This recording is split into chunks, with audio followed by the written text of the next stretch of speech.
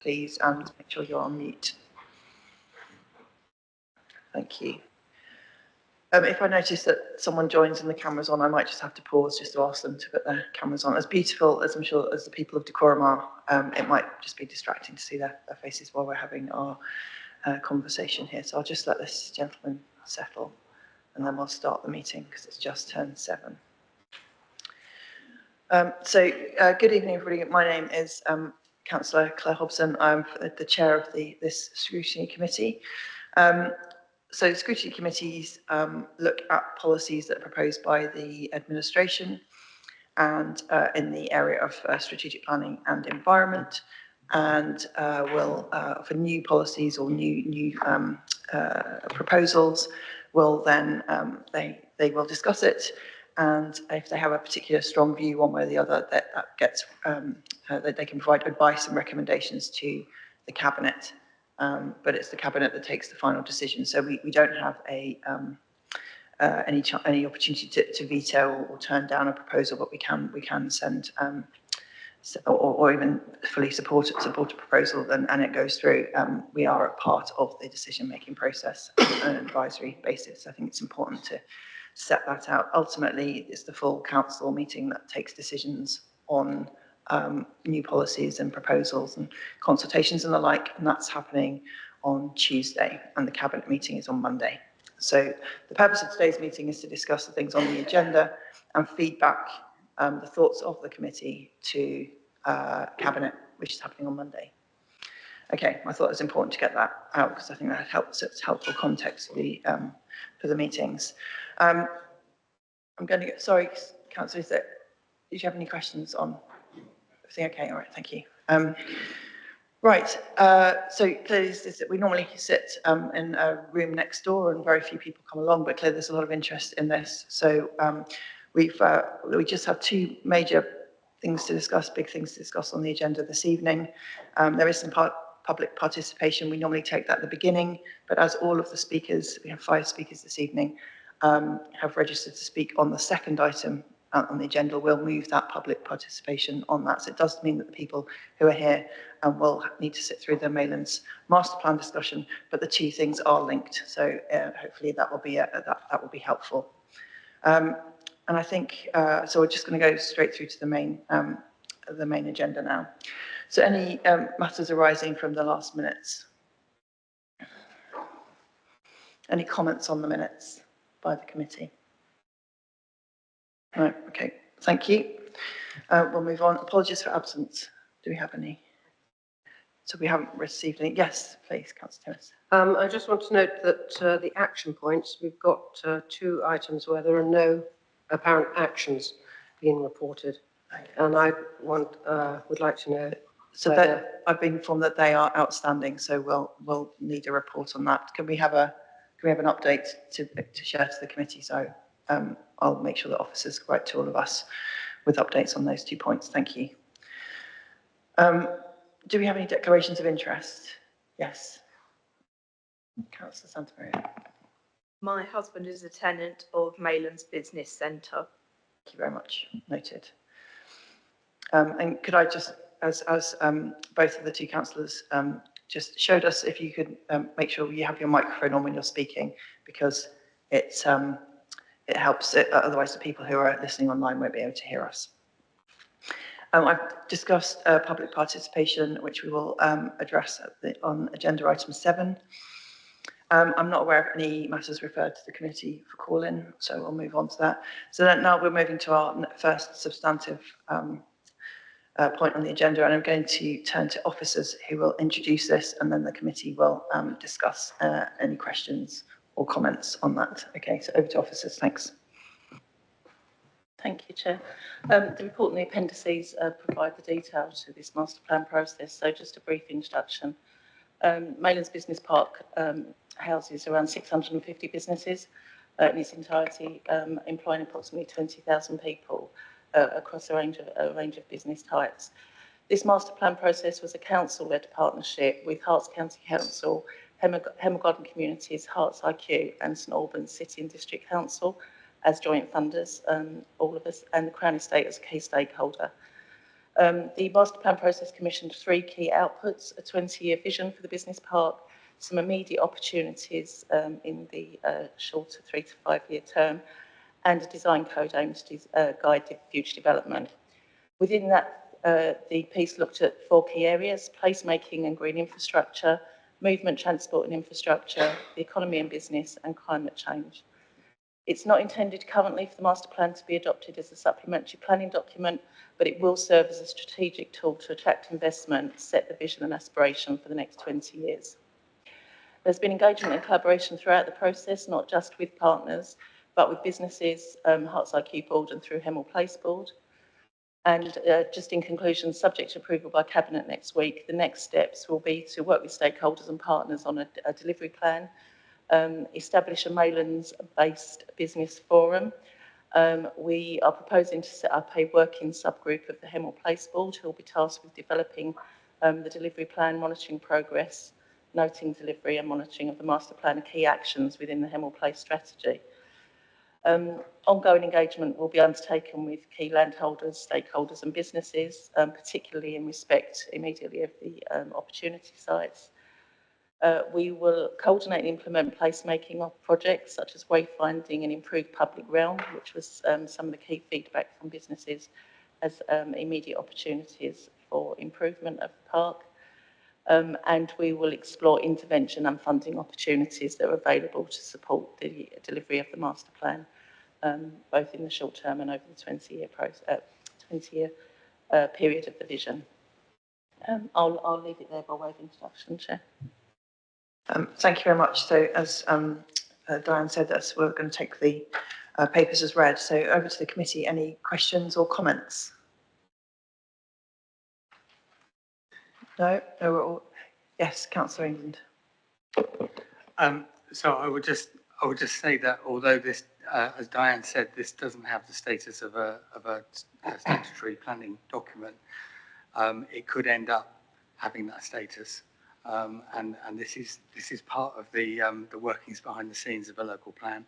It's not just about housing numbers, it's also about this kind of planning and policy making so that we can have some proper control about what goes on in our borough.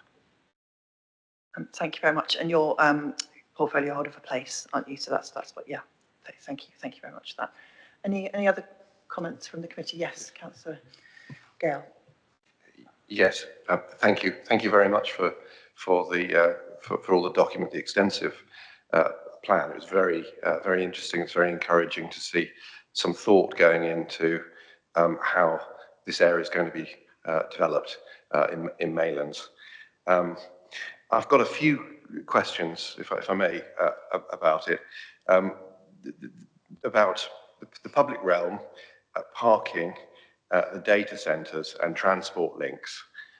So if I can sort of turn to the first general question about what one of the things, the weaknesses of the place at the moment. It says it's got a poor public realm. Can you sort of explain a little bit about how that's going to be improved? So broadly, and this will be part of the delivery plan in the detail, but the feedback that we had through business engagement. So it will include things potentially such as green walls, spaces for employees, green spaces for employees to sit and eat their lunch or to walk during their lunch breaks, for example. And wayfinding particularly was an issue that was raised as part of the public realm piece. So some of those were the key points around public realm. Yeah. Thank you. And so onto car parking. I've noticed that there's quite a lot of green amenity spaces on the side of roads and things like that. I mean, the first question is how are we going to stop these green amenity zones being used as parking spaces, as they are all over the rest of the borough, as far as I can see? Yeah, so James may want to add something further to this, but we will be looking as part of the delivery plan at the transport infrastructure. Public transport particularly came up as part of the consultation, how employees can get from, say, the station up to Maylands Business Park, and that parking aspect will be part of a transport piece of work that we'll do as part of the delivery plan that will take all of that into account. Sorry, I know that sounds like it will come next, but kind of like this is the framework for that next piece of work. Thank you. And I noticed there's information in terms of the design code. There's a section on car parks, sort of making car parks look a bit better, pretty, maybe hiding them. Has thought been given to the possibility of having underground car parks? I've seen there's a lot of advantages in other cities of actually just having all the cars underground. It saves space, it takes back the space for human beings to walk on, children to play, recreational activities. Also, it slightly perhaps nudges people away from their cars. If they're going to have to go down into an underground space and get it, they might actually find it more convenient just to hop across and take other means of transport. So there's lots of advantages to it. And I'm just wondering whether instead of having a lot of car parks which have sort of been beautified or attempted to be beautified, just stick them all underground. It's also, I understand, there's quite a good flood defence as well, potentially. I don't think Maylands is necessarily affected by flooding, but in general, it is a solution to that. So I just wondered if that had been considered, and maybe that might be a way to free up the streets of Maylands and make it genuinely a nice place. That is certainly something we can look at as we develop the plans and as individual development comes through as part of that. We had our first strategic business board, which is borough-wide business board, a couple of weeks ago. And we learnt from that some of the businesses on the business park operate an app that's a lift share app. So we're looking to circulate that and share that more widely, which will also hopefully help with that issue as well. But underground parking and solutions like that will certainly be something we can factor in. We will need to, and it will be part of the process, we will need to consider whether that has any impact on the viability of development, but that is just part of the process of bringing options forward. Thank you very much. On to these prologis things, which some loom large, certainly near my ward. How efficient are they? Is everything being done to ensure that the heat generated by these things is actually not just going up in the atmosphere, but sort of being used properly? And I'm just wondering, how future-proof are they? I mean, I've seen a lot of things about solar energy becoming much more accessible in the future, much cheaper. How future-proof are these prologis things? And the other thing about the data centers, I was just wondering, I've been asked by somebody if it's possible to maybe open them to the public sometimes, have public transparency. So, because they're rather large, mysterious buildings. I'm just wondering whether that might be a thing that we could do. Thank you very much, Chair. Thank you. Thank you very much, Councillor Gatt. Very, very interesting comments. I think I was trying to give you plenty of time to ask your questions, and as there wasn't a rush of questions, it's very, very good to have some questions and comments. But I think those sound like really good ones to feed into the process. But my understanding is this is quite a relatively high level strategic document. It does have some detail about street scene and design codes and things, but those are possible. We're possibly just slightly straying into other areas.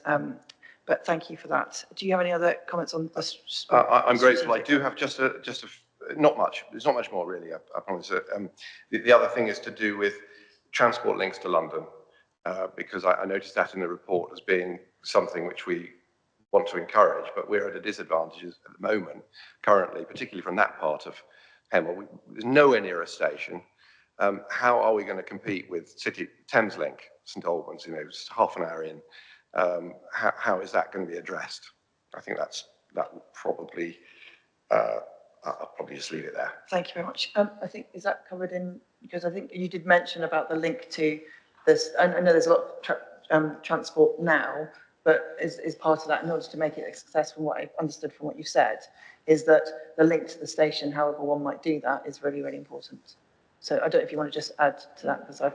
Yeah, well, yeah, I mean, Oh, sorry, yeah, for my opening statement, we will look at that and the link from the station up to the business park as part of the delivery plan and the transport plan attached to that. And of course, it will feed into the whole Hemel Garden community process as well, which is really important to make sure the solution over the 20 years aligns with that as well.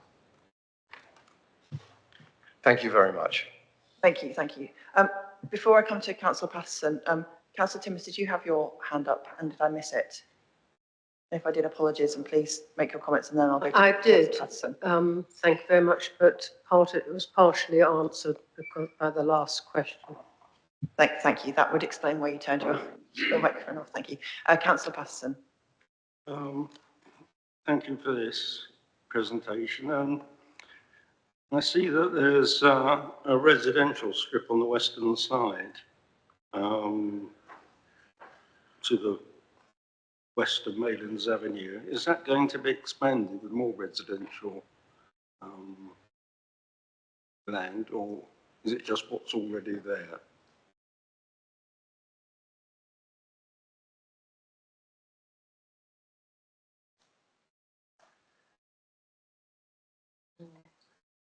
So officers are just conferring on where you're talking about so they can answer the question. That's my only question. Chair, sorry, through you. Was there a page in the document, Councillor Patterson, you're referring to? Because we have got some zones within the master plan. Just Page hold on. numbers in the bottom. Oh, page number 34. Where they look as though there are some housing there. It's rather hard to tell. It's referred to further back at number 27 as a residential edge. Yes, yeah, if I'll take that one, Chair, if I may. No, I mean, the essence of the document is to promote the Maylands as a business park, as an employment location. It's actually for the local plan to make any changes to sort of zoning of the area as such. Maylands does have an interface and a relationship with surrounding residential areas, and I think it's referring, if you go across the west, you're going into the Adeyfield neighbourhood. It's just to recognise that. We have had, of course, over the years, various proposals for residential development within the area, particularly on the site to the north of the Travel Lodge, and of course some mixed-use development at the heart of Maylands as well. And I think that's recognised in the report. But as Diane says, what I would just follow, Chair, if I may, is for the committee, what we would be looking to bring back in due course is a more immediate plan, really, working with the businesses and members and stakeholders and so on about some of those things, particularly some of the things Councillor Gale referred to in his questions as well. So it's not intended to be a rigid plan, Chair. It's there to be flexible, but to give overall direction for that 20-year period. Okay, thanks. Thank you very much. So essentially better than a blank sheet of paper. It gives a guide. Any other questions from the committee on the Maylands master plan? No?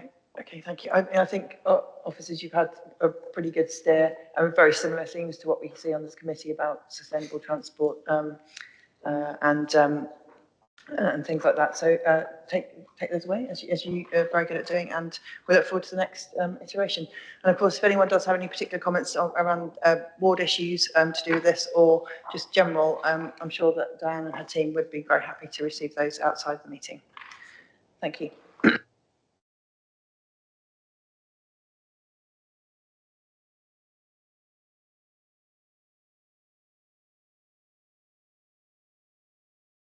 So we're just swapping officers to local plan officers, but you probably worked that one out yourself.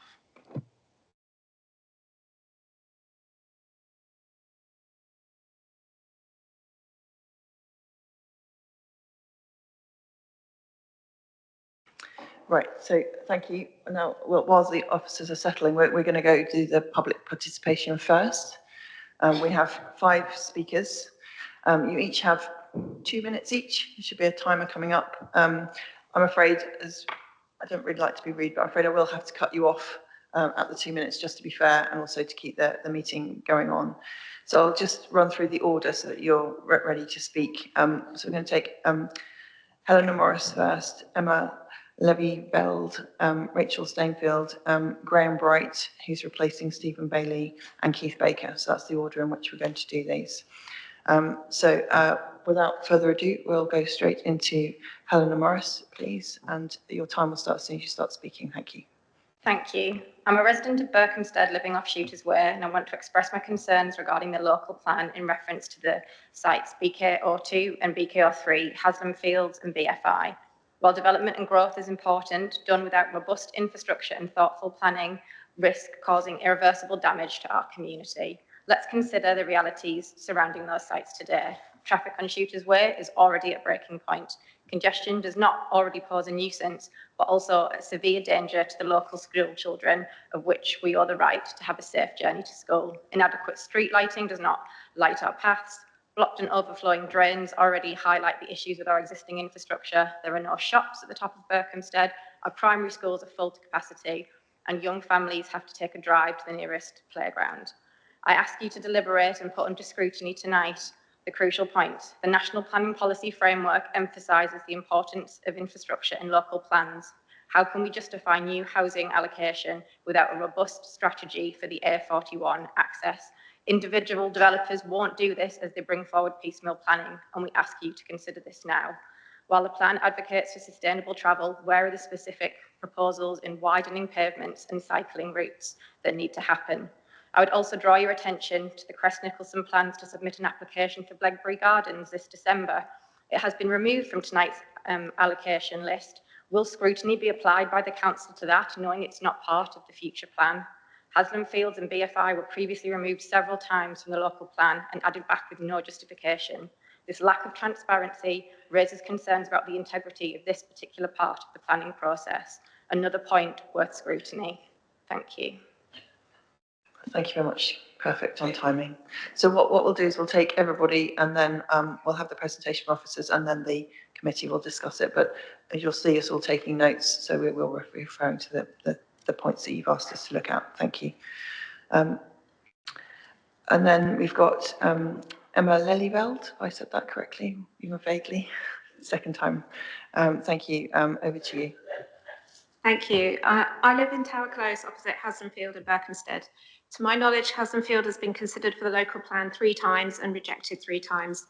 The council ruled out ridge development to eliminate, I quote, the impact of new development, particularly relating to the local road network around Shooters Way and schooling. This site remains unsuitable for 4 reasons. First, congestion. Transport links between the ridge and the town are poor. There are few amenities on the ridge, and the nearby GP surgery was relocated to Gossams End in 2021. Cycling and walking are unpopular because of the steep incline, so residents typically drive. Traffic on this section of Shooters Way by the junction with Kings Road backs up to crossways at peak times, impacting both the functioning of the junction and access to side roads such as Tower Close. The junction was designed and built before Barrock Park Phase 2, the Denton and Knightswood, and capacity cannot easily be increased.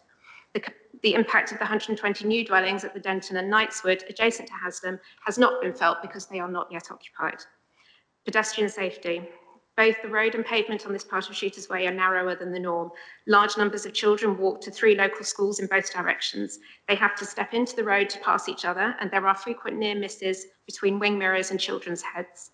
This risk will likely increase with more electric cars that are noiseless and can accelerate faster up the incline on the pavement side. Access to green space. Haslam Field was gifted to Berkhamsted School with a covenant to protect it into the future as a green space.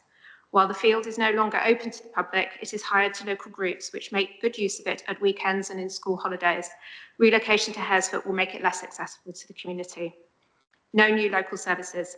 This and other sites on Shooters Way were abandoned in favour of sites providing new services. Residents of a further 100 new homes, in addition to those 120 new ones next door, also without services, will put pressure on oversubscribed local schools and medical services. For these reasons, the committee should not err in this individual case and stand by its prior decision to oppose further development on the ridge. Thank you. Thank you very much. Even more perfect. Just to say that the committee doesn't take decisions on this. Just need to be clear. It would have been the council in the past, but I'm just over to help us in our debate, and you'll understand the conversations shortly. Right. Moving on. Rachel Stainfield, please. With reference to the site allocations in the latest draft of the local plan, I'm part of a residential community who have significant concerns over the allocation of BK2 and 3 sites in Berkhamsted, and generally further development coming forward in southwest Berkhamsted along Shooters Way, such as the Crest Nicholson scheme. The lack of support is associated with having the correct infrastructure in place. It's not currently in place. Specifically along this route, we have huge safety issues relating to pedestrians, mainly children walking to school, cyclists, as well as road users. These have not been addressed to date by highways authorities nor by recently constructed schemes. This area has also been highlighted as having transport infrastructure issues and significant challenges in encouraging sustainable travel behaviour within the 2024 Sustainable Transport Study, which is part of the evidence base for the draft local plan. It's commonly known that larger residential-led mixed-use master plans are more likely to deliver greater self-containment, better prospects for public transport, and ultimately developments which are more sustainable. But it's also known that smaller, piecemeal, 80, 100 unit developments on the edge of towns in areas already deficient in transport infrastructure neither contribute to solving local infrastructure issues through design or developer financial contributions, but instead exacerbate existing problems and cause cumulative effects which aren't mitigated. This is the case here, and these two draft site allocations directly conflict with the objectives of both the draft local plan and Hertfordshire's local transport plan, as well as the MPPF in terms of safe and sustainable development. I would therefore ask you to consider the rationale for those two sites as being reintroduced to site allocations when considering the unsustainable nature of their location. Thank you. Thank you very much. So now Mr. Graham Bright, please. Thank you. Thank you. I'm here in my role as chair of the Grove Fields Residents Association in Tring, representing over 600 residents in the Tring area. Most of the emails I'm getting from residents are in disbelief that councillors have promised one thing in 2023 and are doing a complete U-turn in 2024. Therefore, for me, trust and courage are the key words of the day that I would like to land with councillors. All political parties canvassed on the basis that they would not develop the Greenbelt land east of Tring or the new mill site. No party supported this development within the 2021 local plan. Therefore, how can we trust any councillor in future who supports this new local plan, either today or at a cabinet or at full council? The Liberal Democrats won the local election and crystallised their pledge on the doorstep into a local plan for public consultation in 2023, a plan that had good cross-party support and resident support. How can we trust you as a Liberal Democrat party when you clearly never believed in that plan? You've wasted residents' time in that consultation and taxpayers' money, our money, to attempt to push through the 2021 local plan that no party believed in, having developed a shared plan in 2023, shows no leadership, and I'm sorry to say, shows sheep mentality and weakness. A courageous councillor would stand behind their 2023 local plan, submit it as our Regulation 19 plan, and explain to the planning inspector why decorum has significant green belt constraints, rather than cave in at the first sign of new targets and council officer pressure. I ask all you councillors to show we can trust your word and for you to show some courage in the face of that pressure. Thank you very much. And I'll just move to our last speaker, and that's Keith Baker, please. Thank you. Good evening. I'm Keith Baker. I'm a Tring resident, a past town councillor. And I'd like to make 4 points, please, on the revised local plan. I've lived in Tring for over 45 years, and I've witnessed the dynamic evolution of the town. We are not NIMBYs, we are not people who don't want development in their own backyard. We supported Roman Park. That was 226 houses in phase 1. And we will support the planned 250 house development opposite the Tesco supermarket. And also coming along the phase 2 of Roman Park, which is around 250 houses. In total, another 500 houses. What we are objecting to are the plans for the inclusion at this late stage of a further 1,850 houses on the New Mill and Marshcroft sites. Taken with the existing plans, this would increase the size of Tring by around 40%. That is not evolution, that is swamping our town, our schools, our roads and doctors, and the spirit of our market town. Both sites that have now been included are on green belt, not grey belt. These are sites immediately adjacent to the Chiltern Scarp, an area of outstanding natural beauty. This is one of the most sensitive areas in the borough. A reminder too that the development of the Marshcroft site by Redrow was objected to by Tring Town Council. It was turned down by this council, decorum, and the successful appeal by the developer Terribly sorry, Mr. was Baker, overruled. that's the end of your 2 minutes.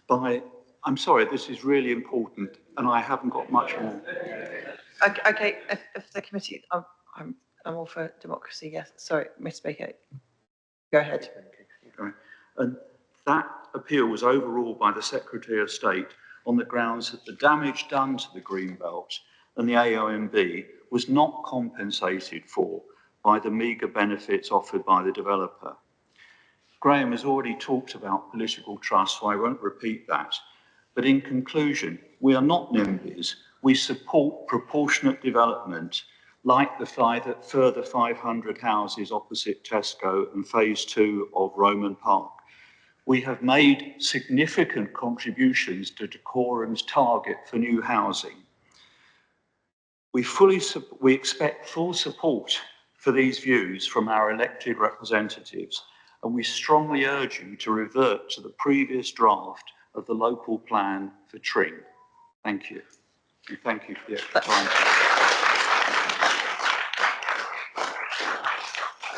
If you've got your microphone on, could you just turn it off? Thank you so much.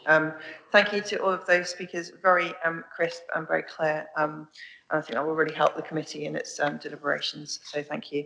And I was satisfied that allowing you to speak a bit longer, because it sounds like you're probably speaking for more than one person, so and we could only have a short number of people, so thank you for that. We're now going to move to the officer's presentation. Again, we're not going to go for a long presentation because hopefully the committee has read the paperwork and we have all been briefed as council has given the detail and depth, so we should be very familiar with the proposals. So we're going to turn to officers now, who will brief us both on the overview of the detail and the advise us on where we are in the consultation process as well, I believe. Thank you. Chair, thank you. Good evening, everybody. Just to introduce the officer team for you this evening, I think you all know me, James Stowe, Strategic Director for Place. I'm going to hand over to my colleague Ronan Layden on my left, who's the Head of Strategic Planning, and to his left, Keela Mitchell, one of our planning officers in the strategic planning team, and at the end, Claire Covington, the assistant team leader in Ronan's team as well. Members, you've got a detailed report in front of you and a lot of background document, a lot of evidence online as well, which officers are happy to take questions on this evening.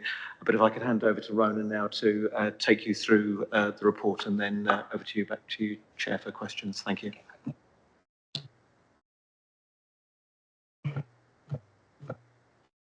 Thank you, Chair, and thank you, James. Yes, so plenty to get through. What I will try and attempt is just do a very, very quick summary of the report that is presented to you, Scrutiny, tonight. Section 1 presents the intro and background. Section 2 spells out what has informed the preparation of the plan. I think notably, reference to the 3 previous extensive Regulation 18 consultations that were held in 2017, 2020, and again in 2023. Importantly, this section references the MPPF and the test of soundness. That is ultimately what a local plan is going to be considered against in due course by a planning inspector. It also makes reference to how we've considered alternative strategies and scenarios as part of the process. In particular, consideration of alternatives through the sustainability appraisal. An updated version accompanies the local plan on our evidence base. We also undertook quite a lot of engagement outside of formal consultation. We've had 2 task and finish groups, one in 2020 and the second in 2024. That was to develop the policies of the plan in line with a select number of members in the council. We've also had external stakeholder meetings, including through the duty to cooperate, and including other wider teams and services in the council. Section 3 of the report presents the structure of the local plan itself. The local plan is presented as 12 chapters, which include a variety of policies to cover a range of themes and areas, including in relation to housing and affordable housing, economic development, climate change, natural and historic environment, design, transport and connectivity. On adoption of the plan, these policies would have full weight in determining planning applications. Section 4 presents the main provisions of the consultation document. It sets out broadly the strategic needs in terms of housing, employment and retail. Importantly, this section sets out officers' recommendation that we should be seeking to meet the existing standard method figure as set by the previous government, which is ultimately translated into a need to identify land for 15,240 homes, and that the local plan itself is seeking to meet this by delivering 15,332 homes. I recognise that paragraph 4.7 and 4.17 specifically reference a number of key factors that have influenced our final recommendations on sites and allocations in the plan. And that's particularly the question with regards to what has happened since 12 months ago. That includes changes to national policy. So we had an updated national planning policy framework published in December 2023, which was towards the end of when we were previously consulting. Also included in that, as has been kind of very clearly spelled out by a number of people tonight, important decisions with regards to a variety of planning appeals. I think it's fair to say that the council is in a new era of planning by appeal and dealing with speculative developments and applications for these. So it is worthy to look at that section in particular also.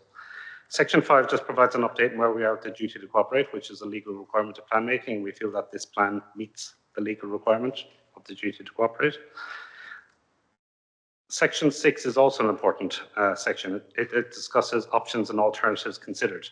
And this is the only section that looks forward towards this new draft national planning policy framework that was recently consulted on by the Labour government. With that, the new government has proposed a new revised standard method figure, which, if it was carried forward and published in 2025, would mean that we would have a mandatory housing requirement rather than an advisory one, and that we'd be needing to identify land to meet a further 4,500 homes in addition to what's set out in the plan presented tonight. There's a number of remaining sections within the report, Chair, and to scrutiny. Chapter 7 or Section 7 gives a little bit of details on what we would expect with pre-submission consultation. Section 8 presents the financial value for money, and I think importantly in there is worth noting that as an estimate, the cost of preparing this local plan to date is in excess of about £3 million.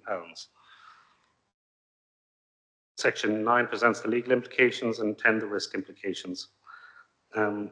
Finally, just to conclude, Section 14 presents the conclusions and next steps. And as you say, we are looking to take this local plan to a meeting in Cabinet next Monday on the 14th, quickly followed by a meeting of full council on the 15th. The appendices include Appendix A, the local plan itself, and Appendix B, a slight amendment to our local development scheme to reflect the slight delay in getting to this stage. Appendix C importantly presents the change in sites, not just from 12 months ago, but also from 2020. We were planning slightly more growth in particular locations. And Appendix D includes the community impact assessment. I hope that's helpful to everyone tonight as a brief summary. And of course, we're happy to take any questions. Thank you. Thank you very much. So it's over to the committee now for questions.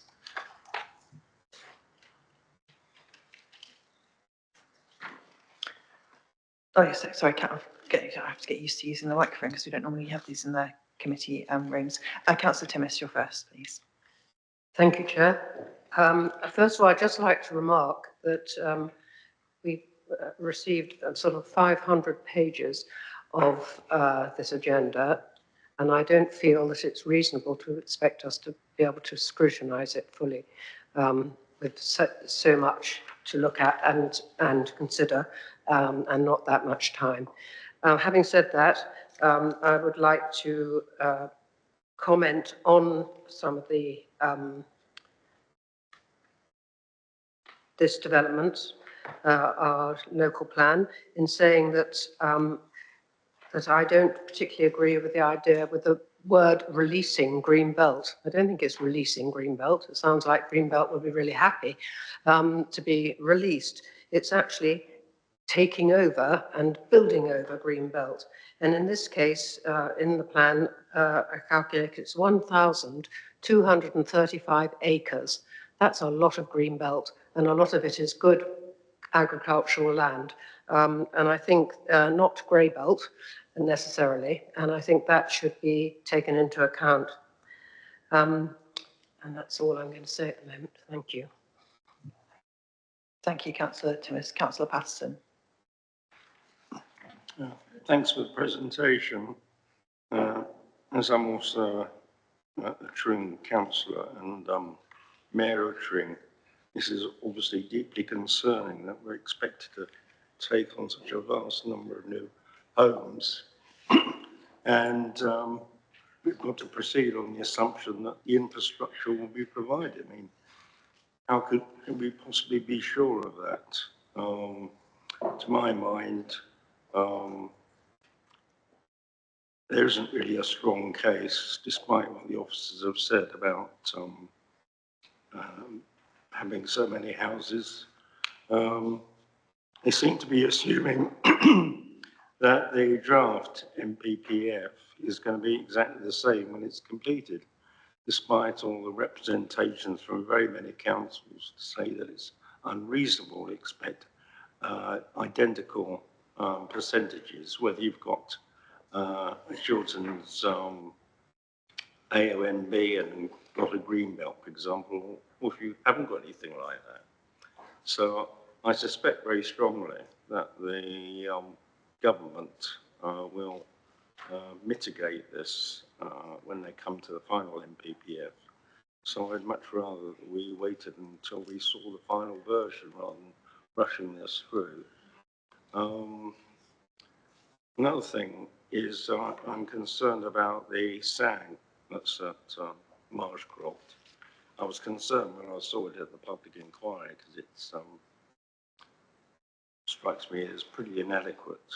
What we've got to remember here is that there will be thousands of new inhabitants all within 5 minutes drive of Ashridge. And it goes without saying that they won't be content with their little saying. Many of them will want to keep visiting Ashridge and add to the numbers. And I wonder what representations we have from Natural England so far on this.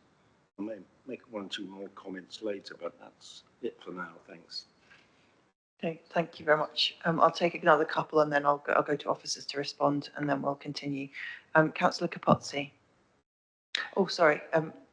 Councillor Capozzi, you're not a member of the committee, but you can still speak. I just wanted to check that. Thank you. Councillor Capozzi. Thank you. So first, I'd like to thank the members of the public who've spoken tonight so eloquently on the reality of the impact these proposed developments are going to have in both Berkhamsted and Tring. And I know no one's spoken tonight particularly about the Hemel Hempstead development that's included now, but I do speak on behalf of the whole of Decorum actually when I speak on this subject, because everything the members of the public said is completely, I back 100% in terms of the infrastructure and the locations of these developments and how it's difficult now, never mind with additional properties going in. I understand that the central government is going to impose or suggest or recommend additional property house building. We all know that. There is no one in this room who would deny that. But what I do feel strongly about is that we approved a Reg 18 based on what we told our residents we would do, and we should stick with that until the last fight, and then we deal with that at the end. I feel we are jumping a gun that hasn't even gone off yet, and we are putting in numbers that we can't support in terms of it's definitely going to happen. We are forced to do this yet. We're still too early. The best use of our time now would go to Reg 19 with our existing Reg 18, do what we told our residents we were going to do, and then deal with any consequences as and when they arrive. I feel this is far too early, and we must stick with what we said originally. Thank you.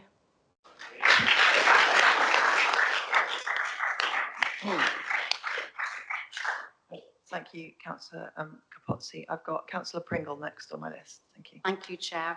I too would like to thank everyone who has spoken tonight so eloquently and who has in fact represented exactly what we were hearing on the doorsteps and from the public when the 2019 to 2020 proposed local plan was put to consultation.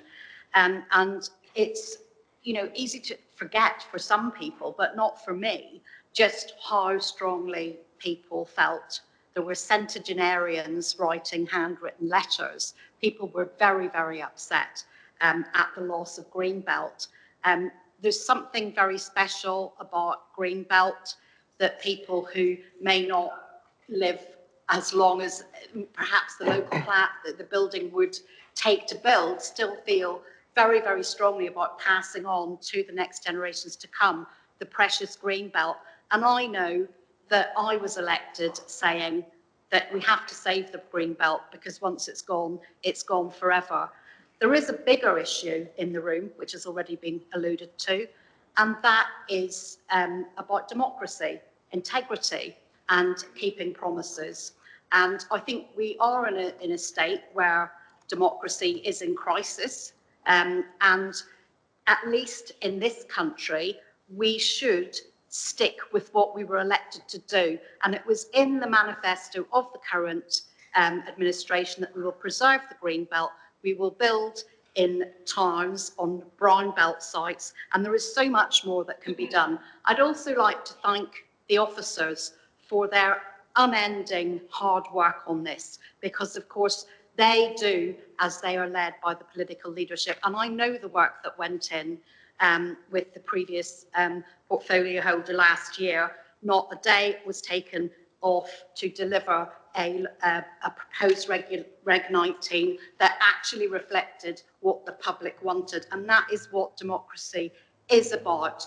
And we pushed back when we were in opposition against the previous government's targets, and we made quite a bit of progress. We actually changed things. We changed how other councils behaved, and we changed what that then Secretary of State did.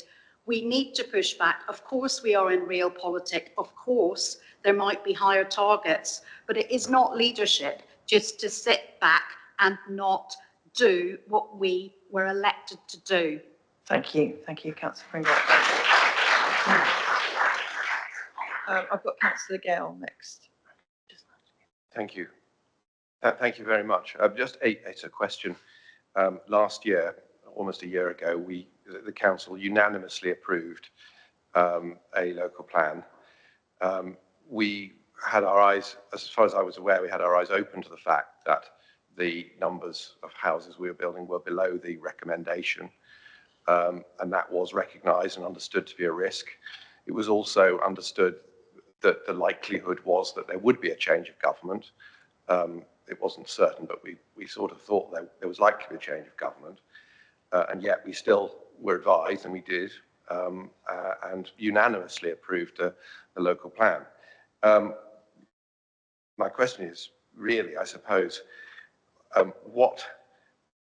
why don't we just stick with the plan? Why don't we just go through with what we said we would do, because we had our eyes open then? And it would be very helpful if someone could explain that.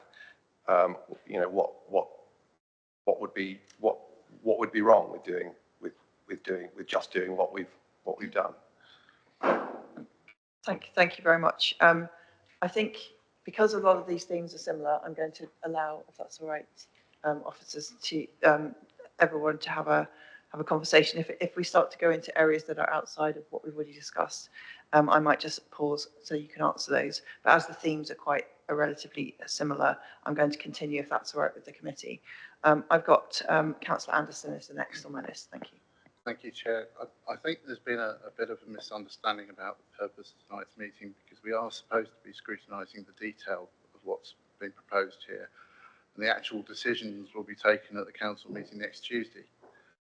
So I personally won't be expressing opinions tonight, not least because I do agree with colleagues that we need more time to consider what's been proposed. Before I ask my three questions, I will just throw in a quick observation that the last government made the house building targets non-mandatory. And the reason that the council is under serious pressure is because the new ones made them mandatory. So I'm not going to take that comment made earlier. My questions for officers are really in relation to kind of the three headings. One is Marshcroft. The appeal refusal was dismissed from the High Court soon after the general election took place. Why was the challenge in the High Court dismissed? Why did the developer not use the opportunity to make two further challenges in the High Court? And when was the site added to the council's local plan? The Shendish Manor and Chiltern Hunt addition, last minute addition that we're being asked to look at here, Chair, is quite unusual because actually of all the sites in the borough, it's the only one I can think of where it breaches all five purposes of the Green Belt. It prevents the sprawl of Hemel Hempstead. It causes a coalescence with the Rucklers Lane community to the south. It encroaches into the countryside. It impairs the historical asset of the Grade 2 listed manor house, and it actually promotes the better reuse of brownfield land in Hemel Hempstead. Did officers consider these problems, and why is the crucial Green Belt review undertaken in 2016 no longer available on the website? And my last question, Chair, is kind of partly been asked already, but I need to develop the question, and that's in relation to Sang. With the exception of the Marshcroft site, which actually I would disagree with the earlier comment, it does include Sang. What has been done to ensure the sites can viably provide Sang, particularly in relation to the last minute additions? Because that really does have an impact on the deliverability of this plan, and any plan we propose to the inspectorate will be reviewed very carefully on deliverability. I spoke last year about the Regulation 18 being quite undeliverable and being unlikely to be approved. I have a feeling here that we've made the plan even more undeliverable. And before I wrap up, Chair, just one more observation for everyone in the room. Not a single local authority in the country has had a local plan approved with a figure of housing in it lower than their mandatory targets. And that's something I throw in as a cautionary tale, Chair, because I, for one, are totally opposed to Green Belt development, but there are constraints the council is having to struggle under. Thank you. Thank you very much. And I'm actually going to go against myself because you asked three very clear questions, the answers to which I think will help the further discussion. So we might come back to some of the bigger questions around infrastructure and the others, but I would appreciate, James and your team, if you could answer those three questions now, if that's again okay with the committee. Thank you.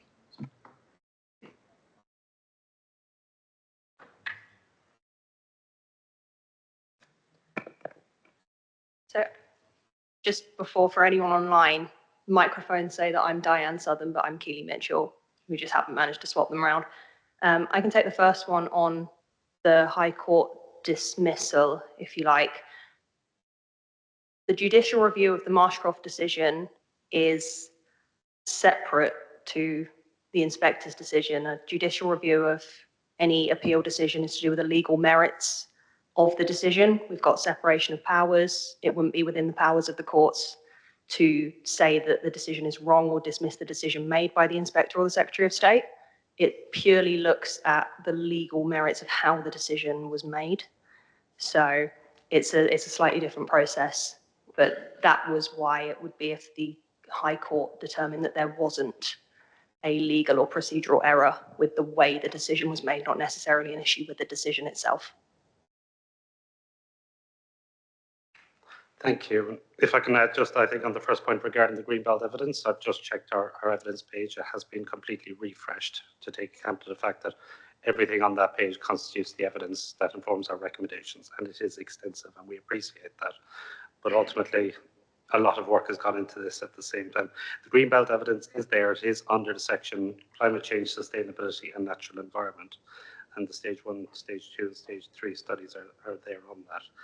The final point, I think, just in regards to SANG and what that means, it's been mentioned a few times tonight. For those that don't know, it's a suitable alternative natural green space, and it's a requirement now through the Habitats Regulations Assessment that we must ensure that any planned future growth must not undermine the most important protected habitats in this country, one of which is the Chiltern Beechwoods, which includes ash ridge.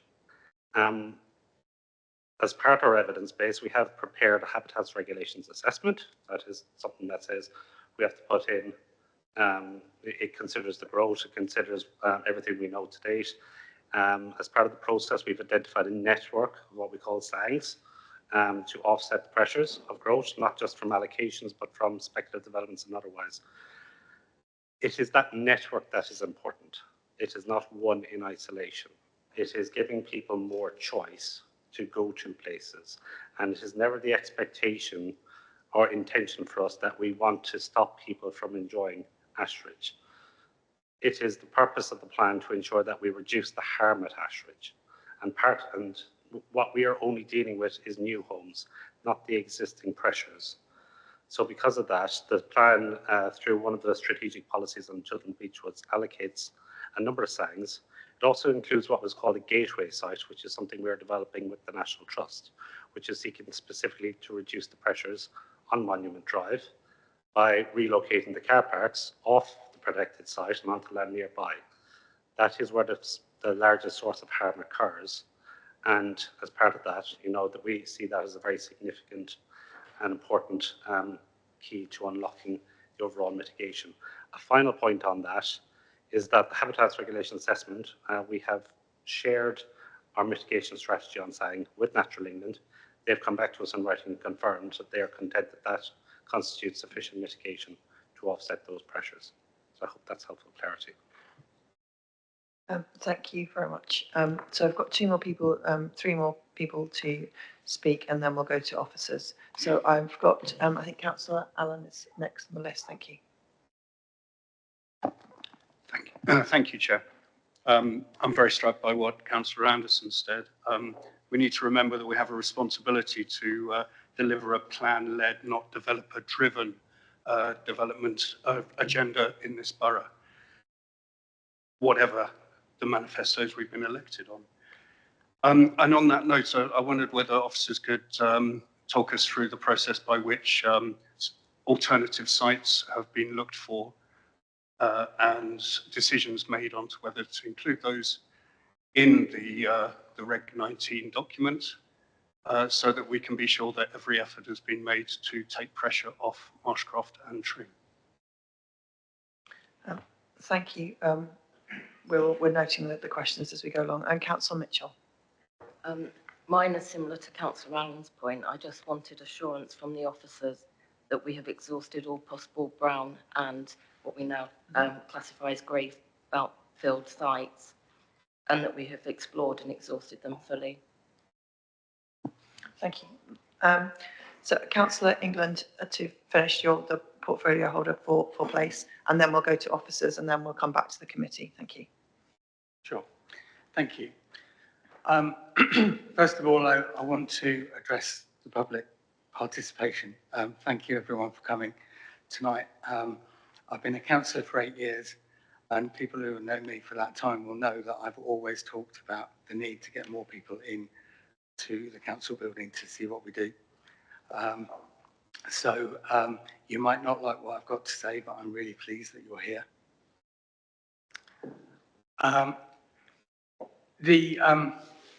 The first two comments sort of surprised me because I thought tonight was going to be about Tring, bearing in mind the emails that I've received in the last couple of days, which have been almost totally from in relation to Tring. But the points that Emma and Rachel made were about infrastructure, and they were about pedestrians, and they were about how piecemeal is bad, and they were about how the recent schemes that have been built there have not addressed these problems. And I absolutely agree with you, and that resonates. The circumstances that we're in is that Decorum's local plan is 11 years old, and it's not fit for purpose anymore. It's not giving us any defence. Really sorry to interrupt, but I think it was pointed out by another councillor that this isn't full council kind of conversation. So, and I think some of the points you're going to address, officers might do, but I will let you have a couple more things to say. But just remembering that where it's a scrutiny committee for the committee members, you're absolutely, as portfolio holder, allowed to speak and address the public. But I just want to sort of try and keep it on track, if that's okay, without being rude. Thank you. Sure. Okay. In that case, what I will do, retune next Tuesday, and I'll come back to these points. But I thought it was really important, as we have got the public here, to address what they've said, like straight away. What I'll simply say is that the purpose of a local plan is to give a council a basis on which to have discussions with developers where we can get these problems fixed. And when we don't have a local plan, we're not able to do that as well. And that's why we've seen the problems we have. I want to get this council to a point where we have a local plan, which means that we can do better in relation to active travel, pedestrian safety, and all of that stuff. Thank you. No, that is helpful, because you're absolutely right. That is what a local plan is. But I think that the point of this evening is which one do we? I know it's not a binary, although we've discussed, because we know we have a Reg 18 and a Reg 19. But it's what plan do we? What plan does the committee, or what comments does the committee want to give you and your colleagues at Cabinet advice on in your decision making on Monday, and then obviously in preparation for the full council voting on whichever version you agree on Monday. But I will come back to you at the end. I think at this point it might be just more appropriate to ask officers to answer those points of detail. But I'll absolutely happily bring you back in if you have anything to add to what they say. So thank you to the officers for listening to all of those, and thank you for bearing with me. I just thought it would possibly be helpful to have all those, unless we have those specific questions. And I will come back to the committee once James and his team have answered those broader questions that do seem to fall into quite common themes. Thank you. Chair, thank you, and thank you everyone for your questions this evening. I'm going to hand over to Ronan and the team for some of the detailed points, but I just wanted to make a lot's been said about where we are at the moment as a council with the local plan and the history. As you'll see from the report that is in front of you, the issue of trying to resolve a local plan has been ongoing for quite a number of years now, with different Regulation 18 consultations. It's important to remember we've had 3 of these now, Chair, and at some point the council has to make a decision about what goes into its local plan. I think that as a strategic response to some of the questions and points made this evening, circumstances have changed quite remarkably over the last 12 months. Ronan set out in the report some key decisions and how the NPPF's gone through lots of changes here, Chair, but of course we had changes to the NPPF last December as well, and they have a bearing on what officers would now recommend now to members. So we are where we are with this. The big change, of course, is when the new government announced its packages of planning reform, which I'm sure members are familiar with. And just to close that loop, Chair, if I may, the consultation on the new MPPF, it's version 7, that closed on September the 24th, and we issued a response to that, all 106 questions on that MPPF. But the key point there is that the government does intend to both raise the targets for a lot of areas. Some areas are going down, some areas are going up, and Decorum's target is going up by nearly 300 units per annum, Chair. And as Ronan said in his report, that if we're working off that framework, the draft plan that myself and the team would be presenting to you as a committee and to full council would need to consider an additional 4,500 homes on top of what's before you this evening. So there is an opportunity to stay within the confines of the current MPF if the council is prepared to make a decision in the next few days on this, so we can get the Regulation 19 out to consultation and submitted within the government's transition period, Chair. Now, we have made representations to the government directly on this. We'd like a little bit more time for that, but if the council wants to take the opportunity to try and meet that transitionary period with this plan at the current target, then this is the officer's recommended way of doing so. Albeit it does mean making some very hard decisions, which as a long-serving member of the council and also a resident of the borough, I fully understand. Chair, I just want to pick up on one point made by Councillor Allen, I think then sort of picked up by Councillor Mitchell, and I may just ask the team to expand on this, but it was just this assurance that members are looking for that we've really looked at all the alternatives. There are lots of different considerations here, both in terms of the quality of the sites itself, the impact that development will have, indeed, as Councillor Anderson alludes to, the impact on the green belt as well. But one very important factor with all this is the deliverability of sites as well. Now, as members will know from conversations that I've had with members before this meeting, there are some sites that were in the Regulation 18 from a year ago, which officers have had to remove, not because they're inappropriate for development, but just that we don't have enough certainty from the evidence in front of us to say that it's genuinely going to come forward within either the first 5 years of the plan or indeed within the whole of the plan period as well.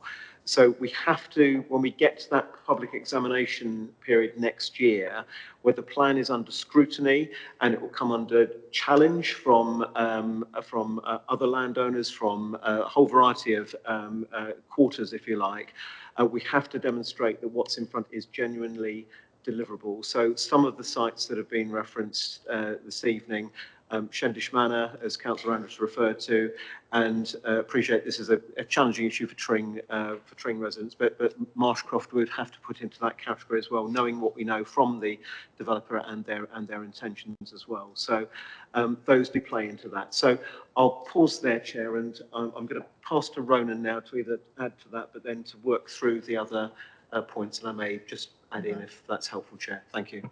Okay. Thank you. And just slight in addition to what James has said, there's a couple of points just to note about the figure that is being proposed for decorum by the new Labour government. As we referred to, there's 4,500 additional homes.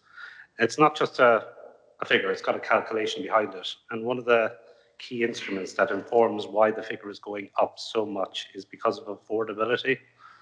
And that's something that we recognise, I think each and every one of us within this borough, is a significant issue as well. So in terms of that, you know, why is the figure going up so much?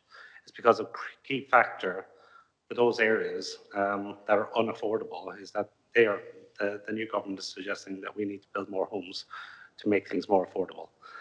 That's just kind of an objective kind of observation on that. On some of the minor points, or not the minor points, they're important points. I think, firstly, with regards to transport, I completely recognise and understand a number of the comments made with regards to transport and safety. There's been reference made to sustainable transport studies. We do have one comprehensive one for Hemel Hempstead, and we have another one which is still comprehensive and proportionally comprehensive for Berkhamsted and Tring. They have been developed with the County Council to ensure that they are local transport plan for compliant. They are available on our website. They set out a range of interventions, which are included in the next important piece, our infrastructure delivery plan. Now, before I go on to the infrastructure delivery plan, I just want to note as well that our local plan includes a range of policies with regards to transport and movement, including walking, cycling, passenger transport, and in that particular order and preference, you know, encouraging more people to get out and walk and cycle.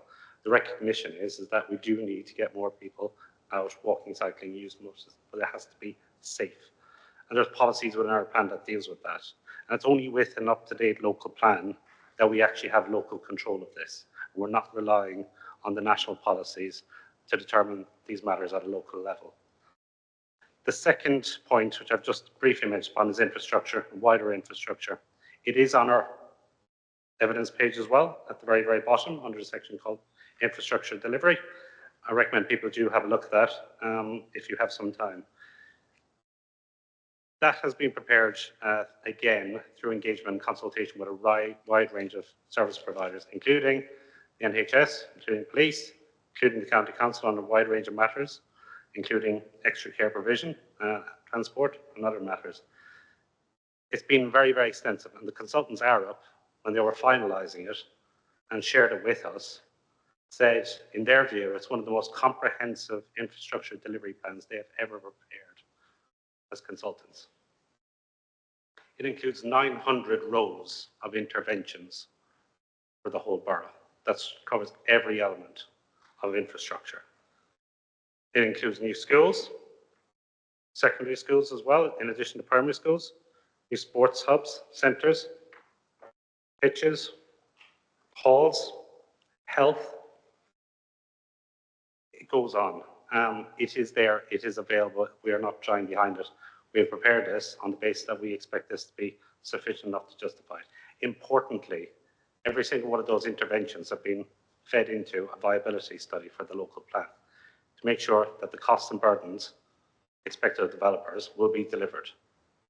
The conclusion of that viability study says that we have some viability issues within our built-up areas of Hem, and that will struggle to deal with certain things like higher percentages of affordable housing. It's not something new to us. We experience this on a day-to-day basis. What we do have, and importantly, in line with the planning practice guidance, is a viability study that represents the starting point for future decisions in this borough.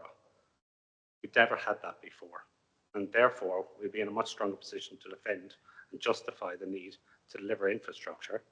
That can only happen with an adopted local plan. So there are just a few kind of the short points. What I might do is pass on to my colleague, Katie, who will just discuss a little bit more about sites, how we've got to its sites, particularly some of the queries regarding previously developed land or brownfield land. Have we done enough?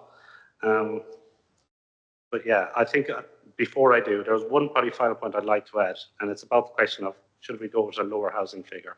Should we look to go back to the 2023 consultation, which had unanimous support? I'd love to be able to say yes. I can't, in my professional opinion. My professional opinion is that if we go for a lower housing requirement, it will be found unsound by a planning inspector and will be sent back to the start again. And that means we will still be without an up-to-date local plan and policies. So I appreciate the recommendations are really, really difficult and obviously not favoured by most. But I think it's having regard to what I've just said there in the context of if we want to continue with the speculative approach to development, and if we want to continue with everything we've seen for the last 5, 6, 7 years perhaps, in the absence of a 5-year supply of housing, just bear in mind that if we do proceed with a lower housing requirement, it is likely it will be found unsound by a planning inspector at examination. Thank you. Did you want to add to that, James, or go to on the specific sites? On sites. Yeah. So, the question was raised on how we've looked at sites, how we've discounted sites, where these decisions have made, and one of my leading roles in this team is to assess all of the sites. Now, policy says that I have to look at if sites are suitable in line with the constraints. I have to check whether they're available, whether they're being promoted to us, whether they can actually come forward, and I have to see whether they're achievable, so whether they can actually deliver in general, but also deliver the policies of this plan, the strategy, the priorities that we have. We've done call for sites exercises in 2015, 2017, 2020, 2021, and 2023, where we've gone out to the community, we've asked, do you have any land meets these criteria? Could it be developed? And then we've assessed all of these in a document we call the Housing and Economic Land Availability Assessment. It's on the website too. 2021, we did a specific call for brownfield sites. Now, forgive me, I don't have the exact figures, but I can get them if need be on what land was promoted to us. But I can present why most of the brownfield sites that were, and there weren't many during this consultation, were not available. They weren't being promoted by the landowner. Couldn't identify who these landowners were. Now, there's no, these could come forward during the period of the plan as what we call a windfall site, but we couldn't say for certain that these sites meet those tests and could be built. The next thing we do, once we've looked at what land we have that we think is deliverable and developable, then look at the strategy. We look at something, the sustainability appraisal. We look to see which we think as a whole could deliver the most sustainable objectives. Now, what we have, as Ronan mentioned, the viability study, which says that brownfield sites in Hemel Hempstead might provide less in terms of affordable housing. What they can deliver is regeneration, and what we believe we're presenting is a balance.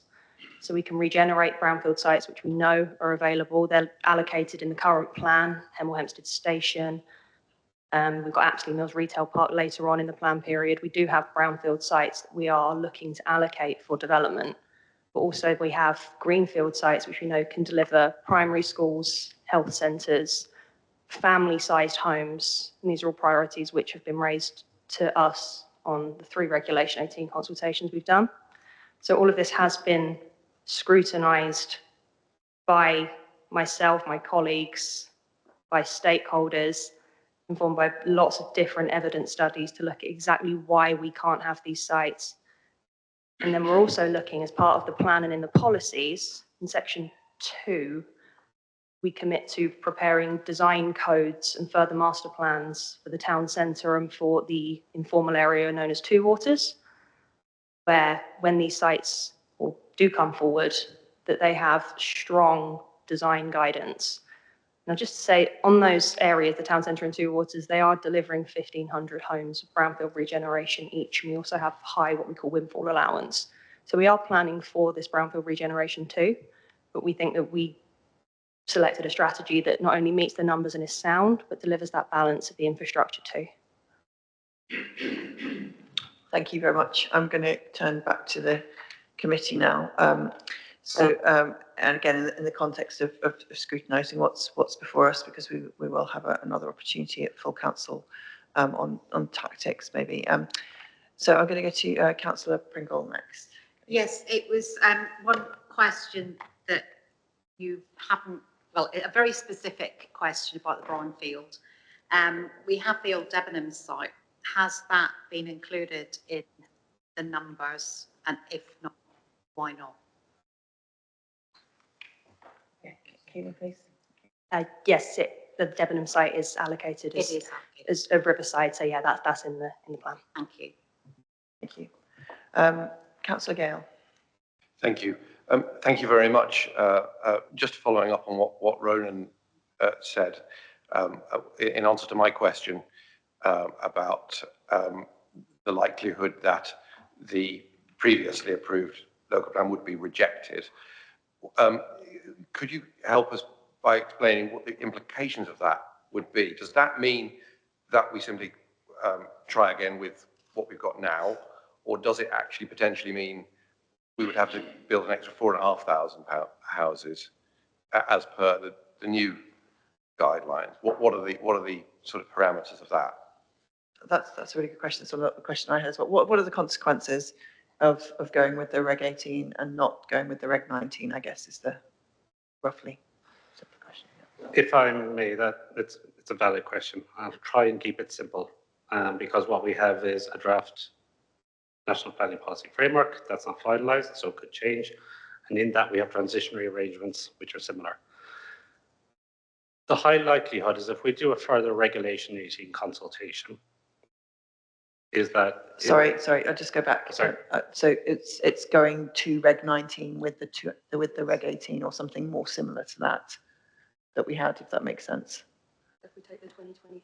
The 2023. Sorry, there's so many different ways of describing it. Yeah. So what are the consequences of basically going with what was proposed a year ago? Okay. Compared to the proposal that's now on the table? if that makes sense, because I think that's the crux. Yeah, if that's the crux of the concerns, I think, of all of the committee, and Councillor Gell explained it quite eloquently. Thank you.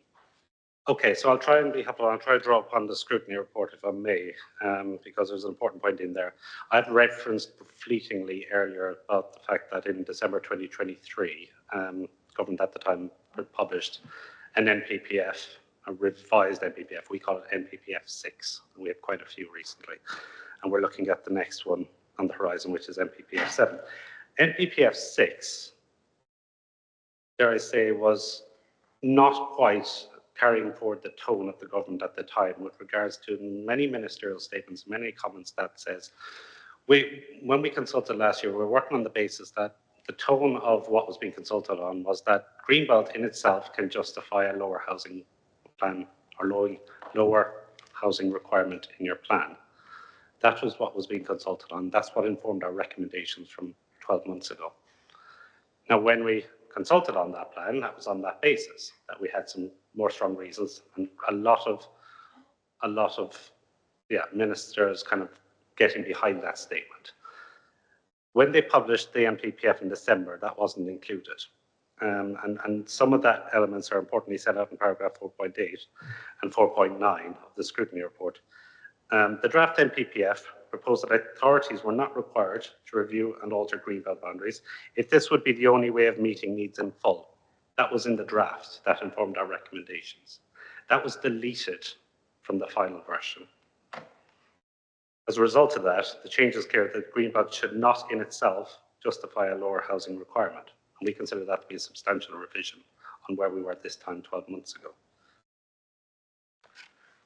The 2023 NPPF remains consistent that changes to the greenbelt should only be made where exceptional circumstances justify it. And with that, there's another follow-on kind of just point of clarity. There's been reference to the advisory starting point. Standard method, the 2016 figure is an advisory starting point. And that has always been the way from when it was introduced.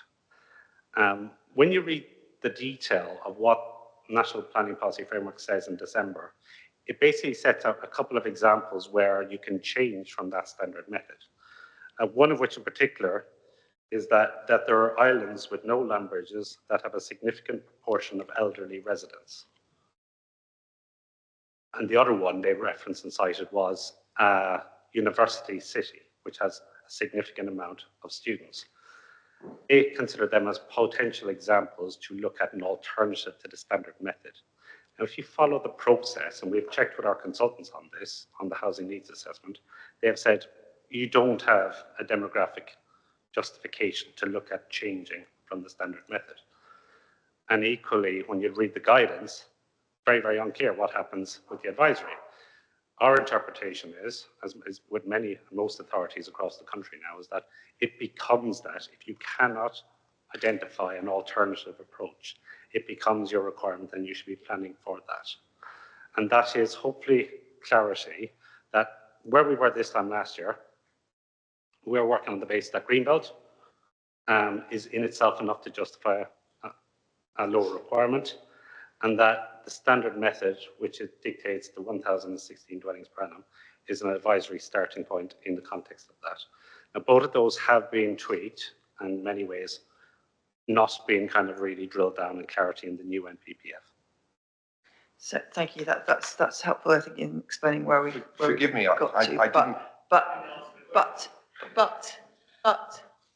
sorry, I apologise. Well, I don't apologise actually, because I was just about to go with a but you didn't answer the question is what I was next going to say. But not quite as rudely as that, because I do appreciate all of the work that the officers have gone into. I was just going, so if you could continue with just what are the consequences, because I think that's really important for the committee to know in understanding the advice and response it gives to Cabinet when making this decision that it's going to put towards to the council on Tuesday. So, for example, if we went with if the committee was to advise to not that they weren't in support of the officer's proposal, and that they wanted to go with something that looked, the Reg 19, that looked more like the 2023 Reg 18.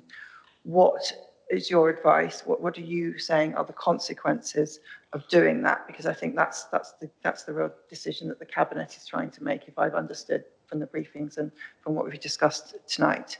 So that, I hope, is the question that we were asking. Councillor Gale is going to correct me. Forgive me. No, not correct you, Chair.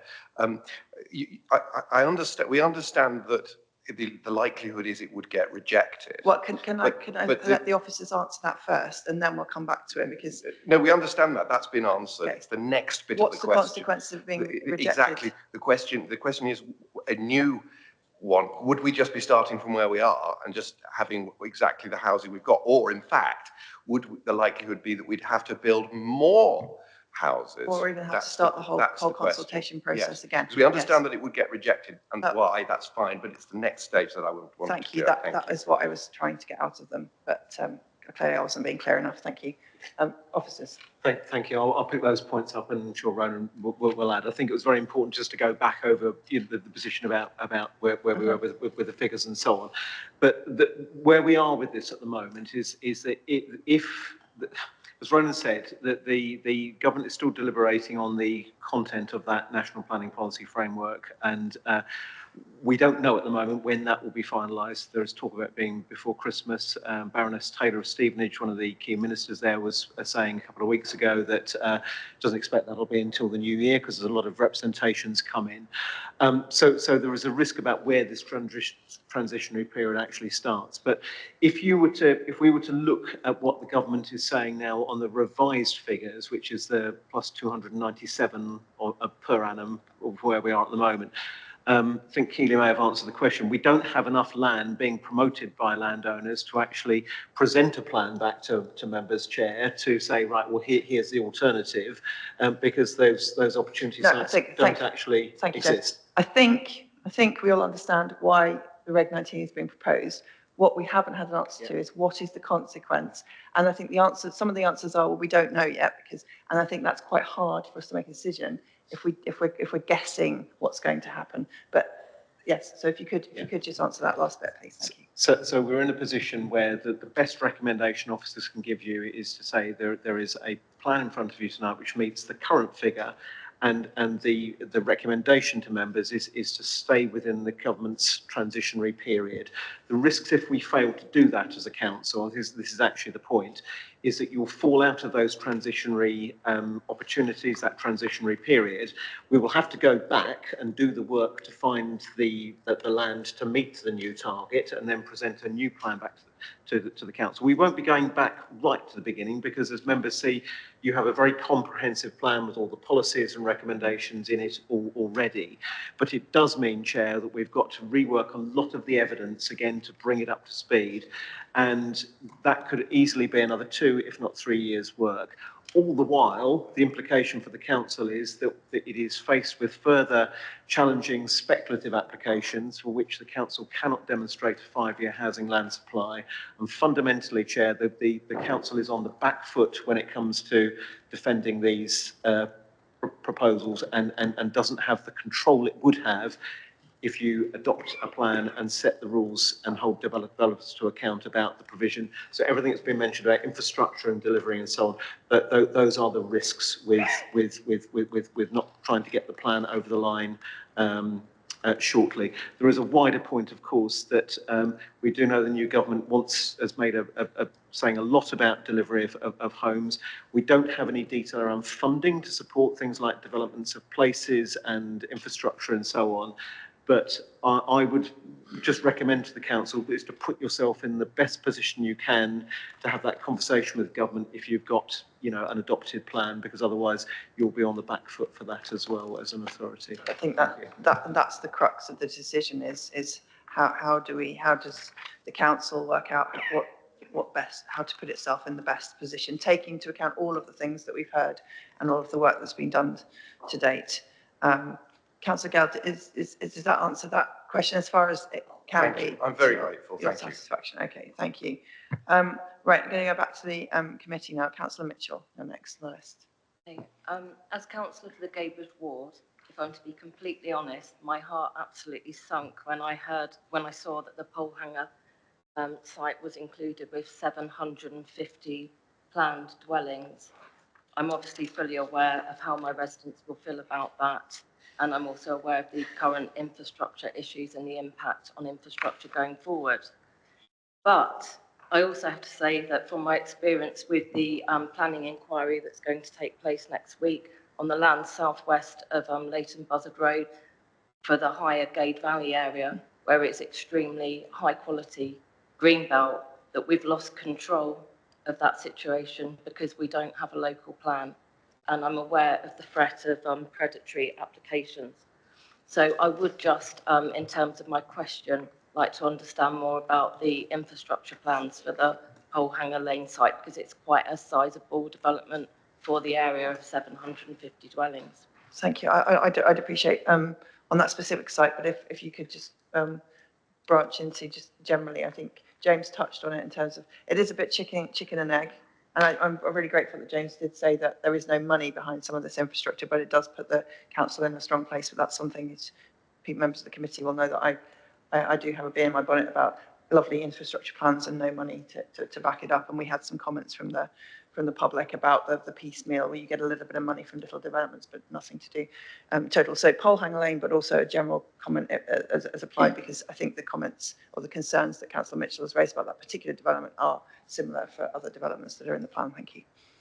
Chair, thank you. I will hand over to Keely because she's going to on some of the detailed questions there, but just a point on this issue of infrastructure. I just wanted to go back to something Ronan said about the infrastructure delivery plan, Chair, because a lot of the funding, if not most of it, will come from developers, and again, it's having a plan to enable you to take those. So it's not a question there is no money.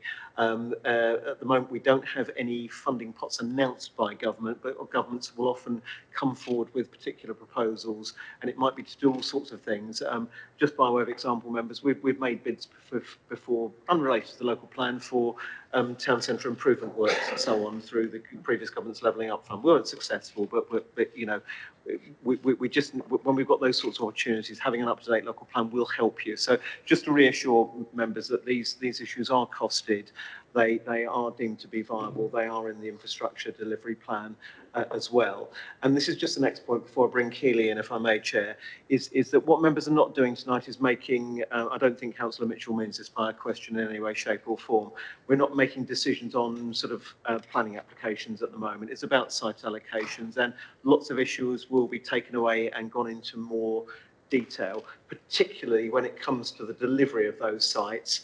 We'll get into the planning application stage, and then those discussions with the developers about when the Section 106 monies and the SIL is actually paid. So it's very important to know what the council wants to see on those sites at the moment. So I just wanted to make that point. Thank you. But I'll hand over to Keely for the details. Thank you. So specifically for the Pole Hanger Lane site, we've got, you say, 750 homes. That will include affordable housing. It will include provision for older people, both of which we have a really high need for in the community. It will include a new neighbourhood centre with a community building to meet kind of local needs. We call it a local mobility hub, so places where people can store their bike and charge their electric car and maybe catch the bus. We've got a new two-form of entry primary school, an on-site suitable alternative natural green space, and additional land to deliver biodiversity net gain. We're going to have upgrades to the public right-of-way going through the site, off-site transport enhancements to the local road network. We will have design codes, we'll have retained hedgerows and trees on the site.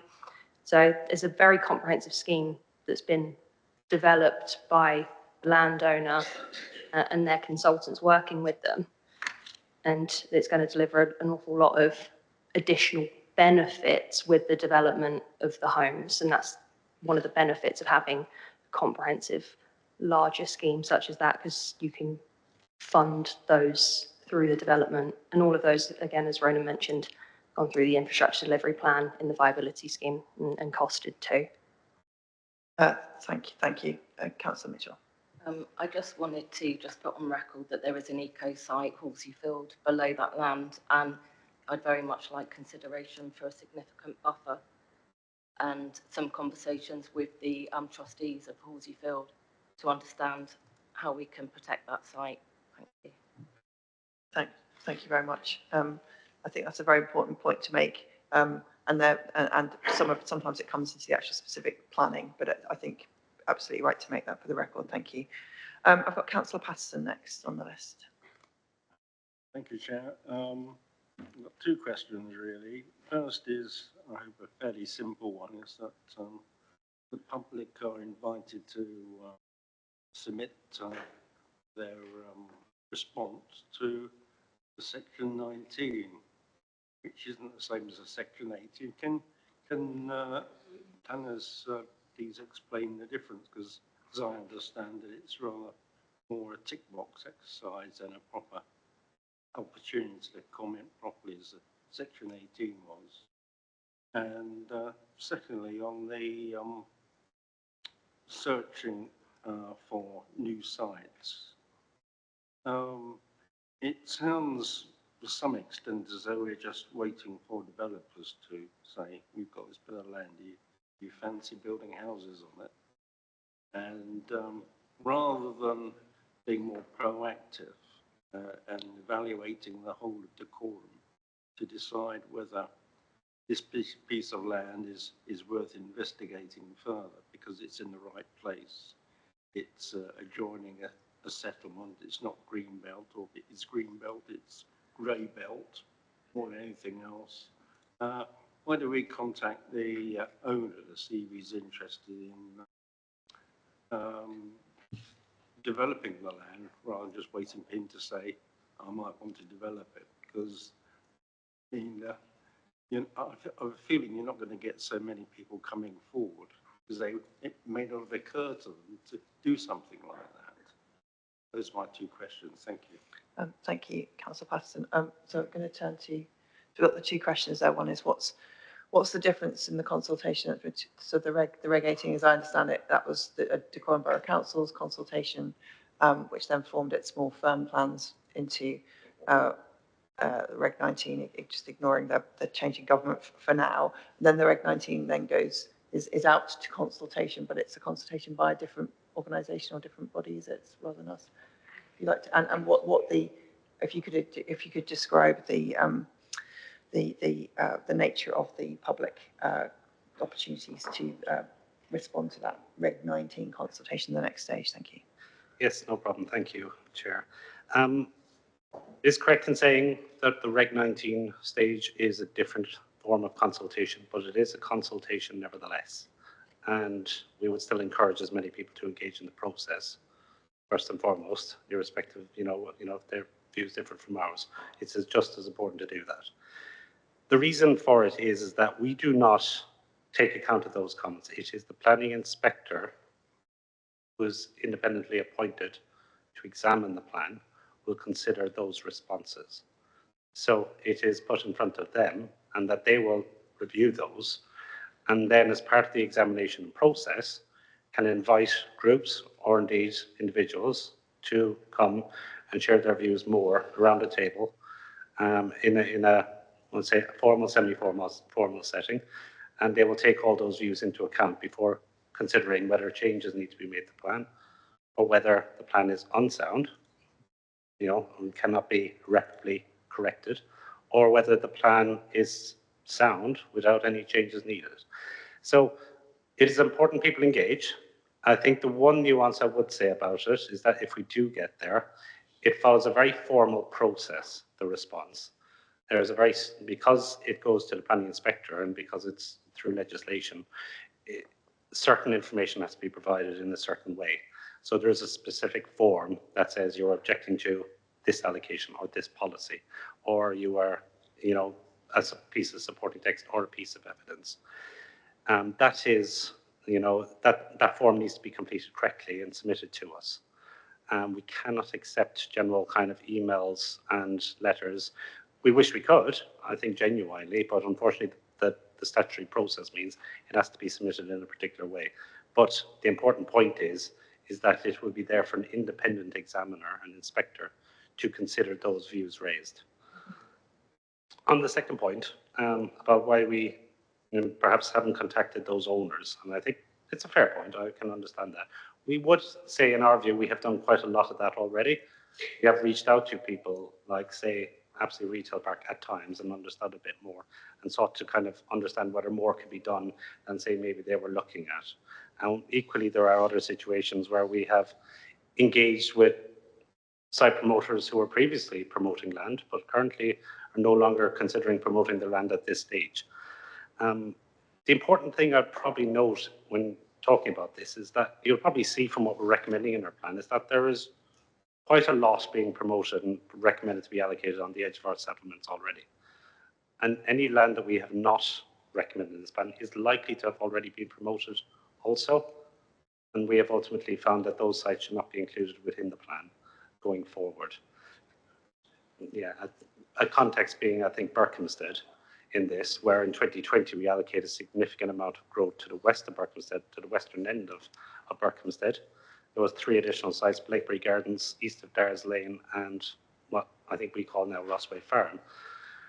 And we recognised and responded to the key issues raised at that time, particularly with regards to the significant impacts that would have on transport. We did ask those developers, can you go away and consider if there's any collectively you can do to solve that?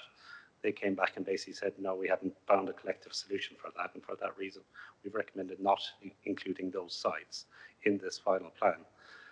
So there is a lot of two-way communication with landowners. I think importantly, most of the sites on the edges of our settlements are promoted. So even if they're not in the plan, they are still promoted. And they'll likely be at examination too, pushing for their case to be included in the plan as well. So I hope that's helpful clarity, and I hope I've answered the question. Okay, thank you. Councillor Patterson, did you want to come back on that at all? Did that answer your question? No. Okay, thank you very much. I've got Councillor Capozzi next. Thank you, Chair. Questions, if I may.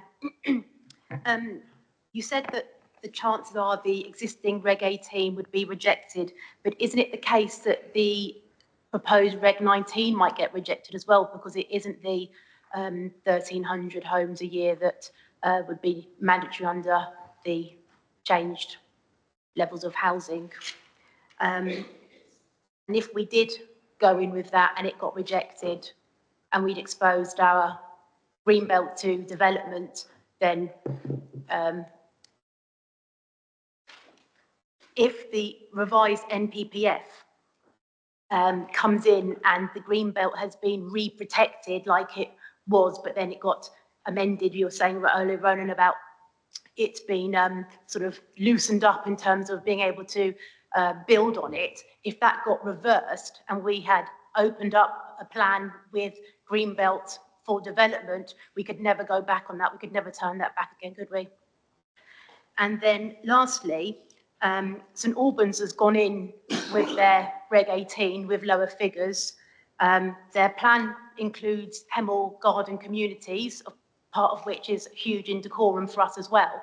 So if we were to go with our Reg 18 and heavily promote the combined effort of St Albans and decorum with stakeholders involved, with funding, etc., Crown Estate's interest, could we not be promoting those 20,000 homes across those 2 boroughs as being almost like ready to go and really promote our existing Reg 18 as ready to be served for everybody? Thank you. Thank you. Over to officers. I'll start that one. Thank you, Councillor Capazzi. Thank you, Chair, on that. We'll try and work backwards on these ones. Just to be clear where St Albans are. St Albans, we're talking about current numbers rather than new ones the government's brought in. St Albans currently have a slightly lower figure than we have at the moment, and they were already intending to meet their full figure. So this is the big difference between where decorum is and where St Albans is that we had a Reg 18 which was at, I think, 88% of our full number, but St Albans were always meeting 100%. Now, in the new figures, St Albans have gone up to over 1,500 per annum, so a much bigger jump than decorums. And one thing they did quite early on was to write to the government saying we can't, if you're asking us to meet the higher figure now, then we're going to have to go back 2 to 3 years, I think, exactly what they said, and will be delayed. So they're already, their position is that they are meeting 100% of the current figure, and really the advice that officers are giving the council at the current time is that to come into line with that and have more chance of getting your plan through is to actually meet our current figure, which is the 1,016 per annum. So that is the position there. Just with the Hemel Garden communities, it's a really important question. It's not 20,000 homes, by the way. It's across the shared area. It's 11,000 homes, split roughly equally between both Decorum and St Albans as well. We will be making those points very heavily, of course, is that this borough, along with St Albans, is home to a very ambitious garden community programme, which has had traction. It's had garden community status now, Chair, since 2019 from central government. The plans are very well, are advancing well with it, really, and government should absolutely be still supporting our plan, as they should be supporting St Albans' plan as well for that reason. So we are making the most of that benefit, if you like, that Hemel Garden Communities actually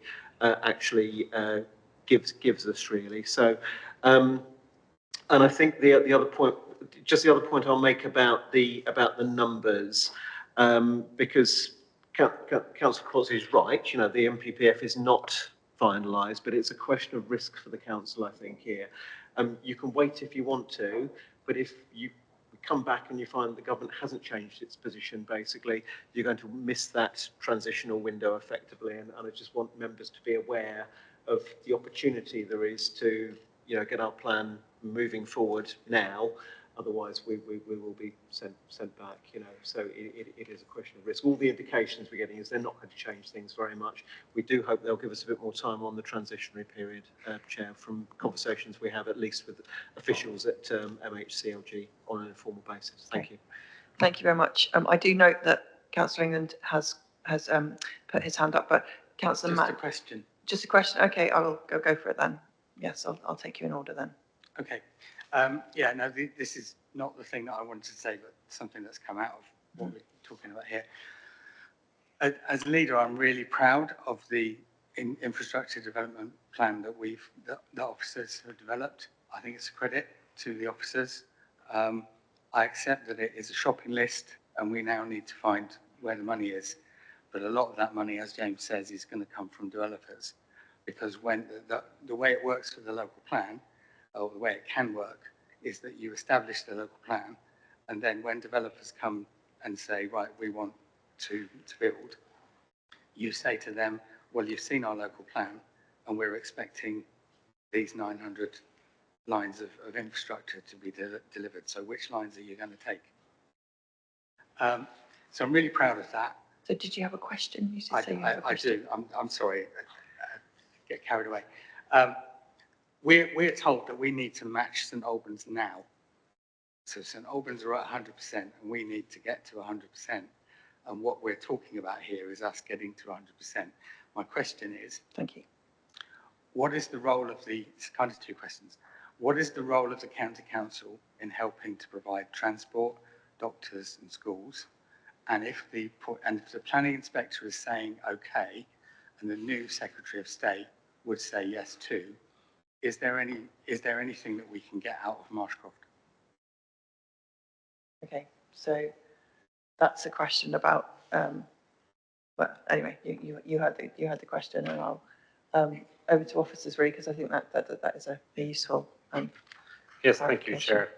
The role of Hertfordshire County Council in providing, they've been quite integral to the process. I'm not going to say, you know, we've had many conversations on a wide range of matters.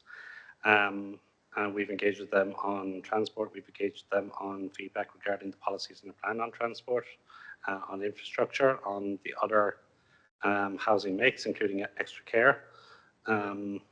They have provided feedback on all of that. They have fed into the sustainable transport studies. They have fed into the infrastructure delivery plan, including the costs and requirements within that. I would probably say on balance, at the end of the day, they've been quite thorough in some of their recommendations on the sites, particularly with regards to outside of transport, things like catering for an older population and some of the specific requests they've made on a number of allocations to meet future demands. So they have been quite thorough on that. The second point with regards to Marshcroft, think it's fair to say, in my view, there's quite, having been involved in the inquiry as an expert witness, I've come to understand a number of the benefits I'll put forward in front of the planning inspector and the Secretary of State. I might just pass over to Keely, who can go through that in a little bit more detail. I will get this thing the first time, I promise. I think the question specifically was if we could get out of county for Marshcroft, or was it out of generally? They weren't really linked. Okay, just what can we get out of Marshcroft? In the response we received from the developer, the last consultation we did, they put together a really long list of benefits. Now, one thing that this scheme does have as an advantage is that they have been to a public inquiry and they're at a much more detailed stage. So we have I can reel some of them off now. We've got them listed in the plan. I've also got them in front of me. We've got 630 affordable dwellings, 158 social rented homes. We've got a new primary school, land for a secondary school, new extensive sports pitches. I won't list all of these because there's a lot of points. An on-site SANG, new walking routes, biodiversity net gain. I could keep talking. So again, it's a large site, but with that, it can deliver on-site the benefits that we're talking about of development where these new residents will be, as well as the SANG, which I believe Councillor Patterson raised, which the Secretary of State and the Inspector agreed would be sufficient to mitigate the impacts as well in the report, as well as the transport proposals. It was agreed by both parties in the appeal that the proposals could essentially mitigate the demand raised. So they're at a more detailed stage, and the report and the Secretary of State's conclusions, the Inspector's report and the Secretary of State's conclusions did get into these in quite substantial detail. Thank you. That's helpful to know. So now I think we've got Councillor Madden on my list. On a spare one, yeah. I couldn't get any to work. Thank you. Unless I misheard her, Keely said that there's a high need for provision for older people.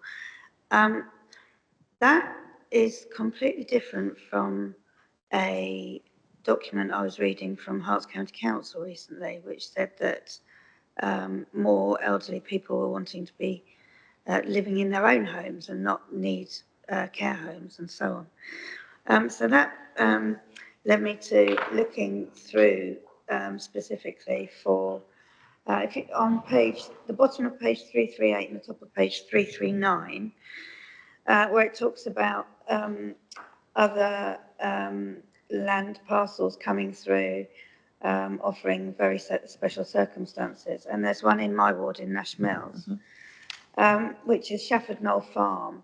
And it came through very suddenly, very unexpectedly, about 3 months ago, for 33 houses and a 70-bed care home, which is 50 metres from another 70-bed care home. And it's the only parcel of land, well, that one and a field in between that one and the care home, which separates Dacorum from Three Rivers. And then you're immediately into housing at Three Rivers. As far as I've always been concerned, that is a really precious parcel of land. The other field of those two is also owned by Chris Nicholson. But I've always told them that over my dead body we'll never build on it. So I'm just concerned that I don't even know how it's got into this report, because it's only a very early outline stages. And I just think we need to be really focused on keeping these tiny parcels of Greenbelt very separate from everything else. Sorry, I have to look after my residents in Nash Mills. No, thank you. I think it gives context that we bring our knowledge of our own wards to the conversation. I think generally, so there's a bit of the two parts. Generally, that's the parcels of land, but also just a query on the emphasis that you placed earlier on the elderly needs. Thanks. So when I say provision for older people, I don't just mean care homes. I mean care homes is included in that needs assessment, but also we're talking about supported housing. We're talking about extra care schemes too. So I guess that's just a bit of planning jargon. I should have been clearer. I can apologise to that. In terms of the parcels of land that you've mentioned, we are aware that both are being promoted. I've assessed both. We're not recommending either for inclusion within the local plan. And the first one that you raised is, I guess, one of the speculative applications that my colleagues have been, warning about, I guess. Thank you very much. Did you want to just come back on that? Well, only to say that I'm surprised it's even named then in that case in this report. It just seems odd that it's specifically been named, and I was just confused by that. Okay. I mean, if you wanted to just if you want to send me an email with that bit, I'll pass it on. Just on that bit. And they probably know which it is, but I wouldn't off the top of my head. They probably know already what it's talking about. Thank you very much, Claire. So that falls under the speculative applications. Actually, so you don't need to write to me. Yeah, it's just an illustration of a speculative as an example. But as we're seeing, a lot of these are speculative that we're talking about. Some are more advanced than others, as you mentioned. Councillor Weston. Yeah. Thank you, Chairman. We're talking about Marshcroft, and I've just I've read the report and I've listened, and I get the impression that we're saying that if Marshcroft goes ahead, that we are being promised 2 schools and other facilities within that area by County Council. So obviously, if builders or government give money towards these things, it will automatically go into county. And having been a county councillor many years ago, and I think that Councillor England will probably know this, county will decide if they feel a school would be sufficient in that area. Now, I know for a fact that counties will never ever build a school if there are places in schools or other areas. So to build 2 schools in the area of Tring, where Marshcroft is, they have got to warrant to have enough children to fill those schools. So I want to know from the officers, is this a definite to build these schools, or is this just in the plan to say, well, they might do if they receive the money and if they feel it's warranted for having schools within the area? Thank you. Thank you. Could the officers respond to that? I think the answer to that applies to other sites as well, doesn't it? So thank you. It's absolutely the point, and it does go back to the point of the need for a local plan and an infrastructure delivery plan that's subject to viability. You're absolutely right, and I think the context to which everyone is now normalised with is the fact that we don't have a 5-year supply, and for many, many years we have been determining applications under national policy rather than local policies, which are considered out of date at this point. So because of that, I would say what we have seen is quite a substantial amount of speculative development, which has been basically, doing the absolute minimum necessary to enable these homes to be built. What we have forgotten about is the benefits of a local plan in regaining control and in a planned and coordinated way to look at infrastructure delivery.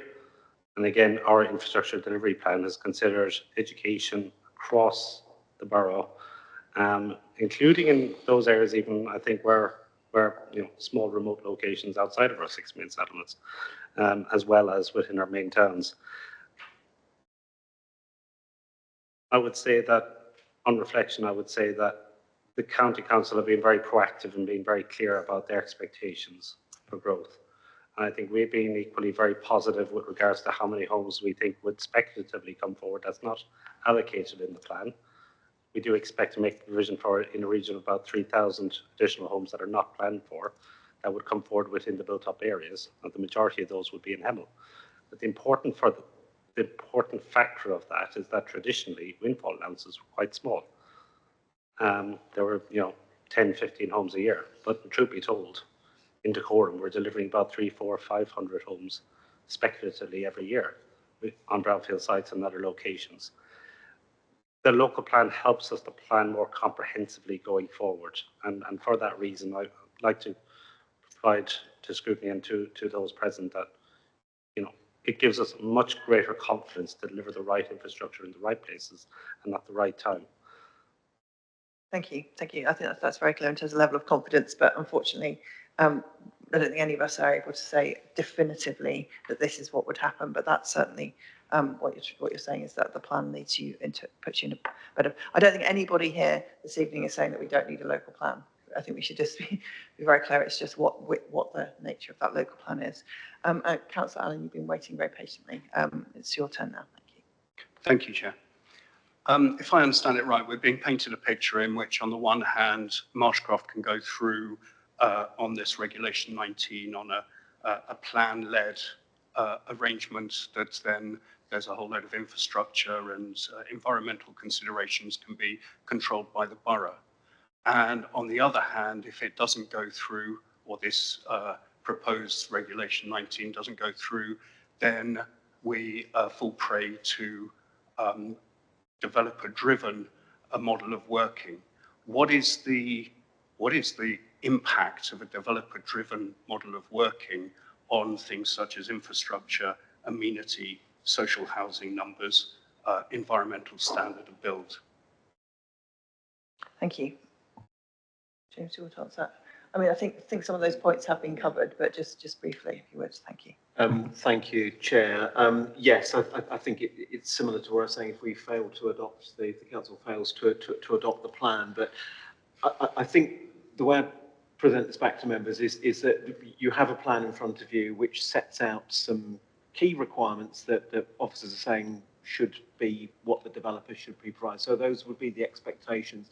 Having those written in gives us a very useful list, which we can then say, this is part of an adopted plan, developers, you need to provide these things. So the implication is that you wouldn't have that, you have that which you're in control of as a council. And of course, if members want to make any comments on any of those things, we can look at sort of, altering those before it goes out to the Regulation 19 consultation, as long as it's, nothing too huge, because we've modelled a lot of this and the time is limited. I must make that point.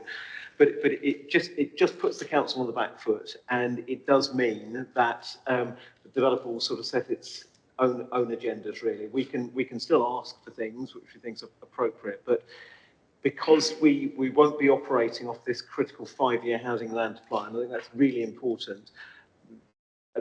Any developer at the moment, in general terms, without prejudice to anything in play at the moment, if they can say Dacorum hasn't got a five-year housing land supply, that's quite a compelling argument to a planning inspector, and it has something that the new Secretary of State has indicated, that if appeals are recovered back to the Secretary of State, provided there are no show-stopping reasons, then they'd expect to allow appeals. So it's just about this point about staying in control. So, sorry, I hope that's detailed enough for the answer for Councillor Allen, Chair. Thank you. Thank you. I don't have any other people registered to speak, so I think I'm going to have a go at summarising. I would certainly find it very helpful. I think I'm going to, if we can come to a view as a committee, or at least if we can't come to a consensus, that we can at least feedback some of these comments. I mean, officers have been writing a lot of notes, but if it's helpful, I'm happy to send a note as well on behalf of the committee. I'm just going to summarise sort of some of the points that I think I would be wanting to make on behalf of the committee. And as usual, please press your button and squeak if I'm gone beyond what we have actually discussed and agreed. I think one of the important points to make, it doesn't really make any difference to where we are, but I think it was well made that this is a heck of a lot of detail and new revisions that we've been asked to scrutinise in a very short period of time. And I think we're continuing because we're supportive, and everybody here, I think I said at the beginning, understands that we do need a local plan and that we haven't had a local plan for a long time. It's been one of the frustrations, I think, sometimes saying we need to rush this through because I know there is a transition period and things, but there's been consultations on this level since 2017. So it's I can understand how people can be concerned about why we are where we are, but we are where we are. So that was the first point on detail and time, and the second point is that we all agree that we do need a local plan. I think where there is some disagreement, quite strong disagreement, is what kind of plan we should be putting forward to the planning inspector and the timing of that. So I'm going to throw up what I think are some of the options, and I would really appreciate the committee's thoughts on this in helping us come to a conclusion, having been here for 2 hours already. So we've got the Reg 19 that's in front of us, the proposed one that the that council will look at next Tuesday and will vote on or make a decision on. So that's one option. We take the officer's recommendation as it stands, and we say to Cabinet on Monday that we support it and we don't have any substantive comments on it. That's the first option. The second option is that the Reg 19, we still has our broad support, if support's the right word, but we have some severe significant concerns, comments. Can you please change it before it goes to council on Tuesday? And then we have the we really don't like the Reg 19. We think you've gone about this in the wrong way. We think you're rushing it, or whatever the reasons for that might be. We need to look back at go back to the one that was successfully consulted on, the Reg 18, and look to whether we'd ask the Cabinet to put that forward, and we take the risk. Then we suggest that the council takes the risk that it will be turned down, and the risk of the speculative applications and all that sort of stuff. And then I guess there is another option which is around the Reg 18, but with maybe trying to increase the numbers on one or two sites. Bearing in mind that we've had some comments on some concerns from residents about some specific sites and from our own colleagues as well. There may be more options than that, but that's just a rough thing. I'm going to bring Councillor Anderson in, and who is very experienced in this area. If you can at all help me in boiling down what our options might be, and then maybe we can bring this to a conclusion. Thank you. I might be at fault here for not having saved you the trouble before you started outlining the options. I think without leading to any hostages to fortune on anyone's part, I think it does need to be realised that this isn't the decision body of the council. Absolutely, yes. The Scrutiny Committee has been invited to scrutinise what was proposed and has made comments. I would suggest there is a much easier fourth option, which we've used in previous years, and that's simply to say that the committee notes the local plan that's been proposed and asks the Cabinet considers the views that have been expressed by members of the committee. I think that is the simplest way of encapsulating the comments the committee has made without actually trying to force committee members into supporting something they don't agree with. Okay, I think we're sort of saying the same things. I wasn't necessarily forcing a vote. I was laying the options out to hopefully provoke some comments from the committee that could then be fed back on the specific situation in which we find, because what I have heard is lots of comments and concerns. So partly it's sometimes about specifics and sometimes about others. I mean, it's your committee. I'm here to chair the discussion and make sure that your views are passed on, that you get the chance to talk, to raise them, and they get passed on. But I mean, other than that, is the committee satisfied with saying that we note with concerns or we note with comments? Is that really what the committee is saying from some of the things? Nobody has any significant concerns or specific points they want to make? Noted, and the key members of the Cabinet have been present, so would agree. Okay, Councillor Pringle, I'll just bring you in. On microphone, please. Thank you. Thank you. Yeah, just very specifically, I do think that we need to look at the broader aims of saving the green belt and really avoiding the very precious areas of green belt and trying to bring it into something that looks more like the Reg 18. I really do think that. Thank you. I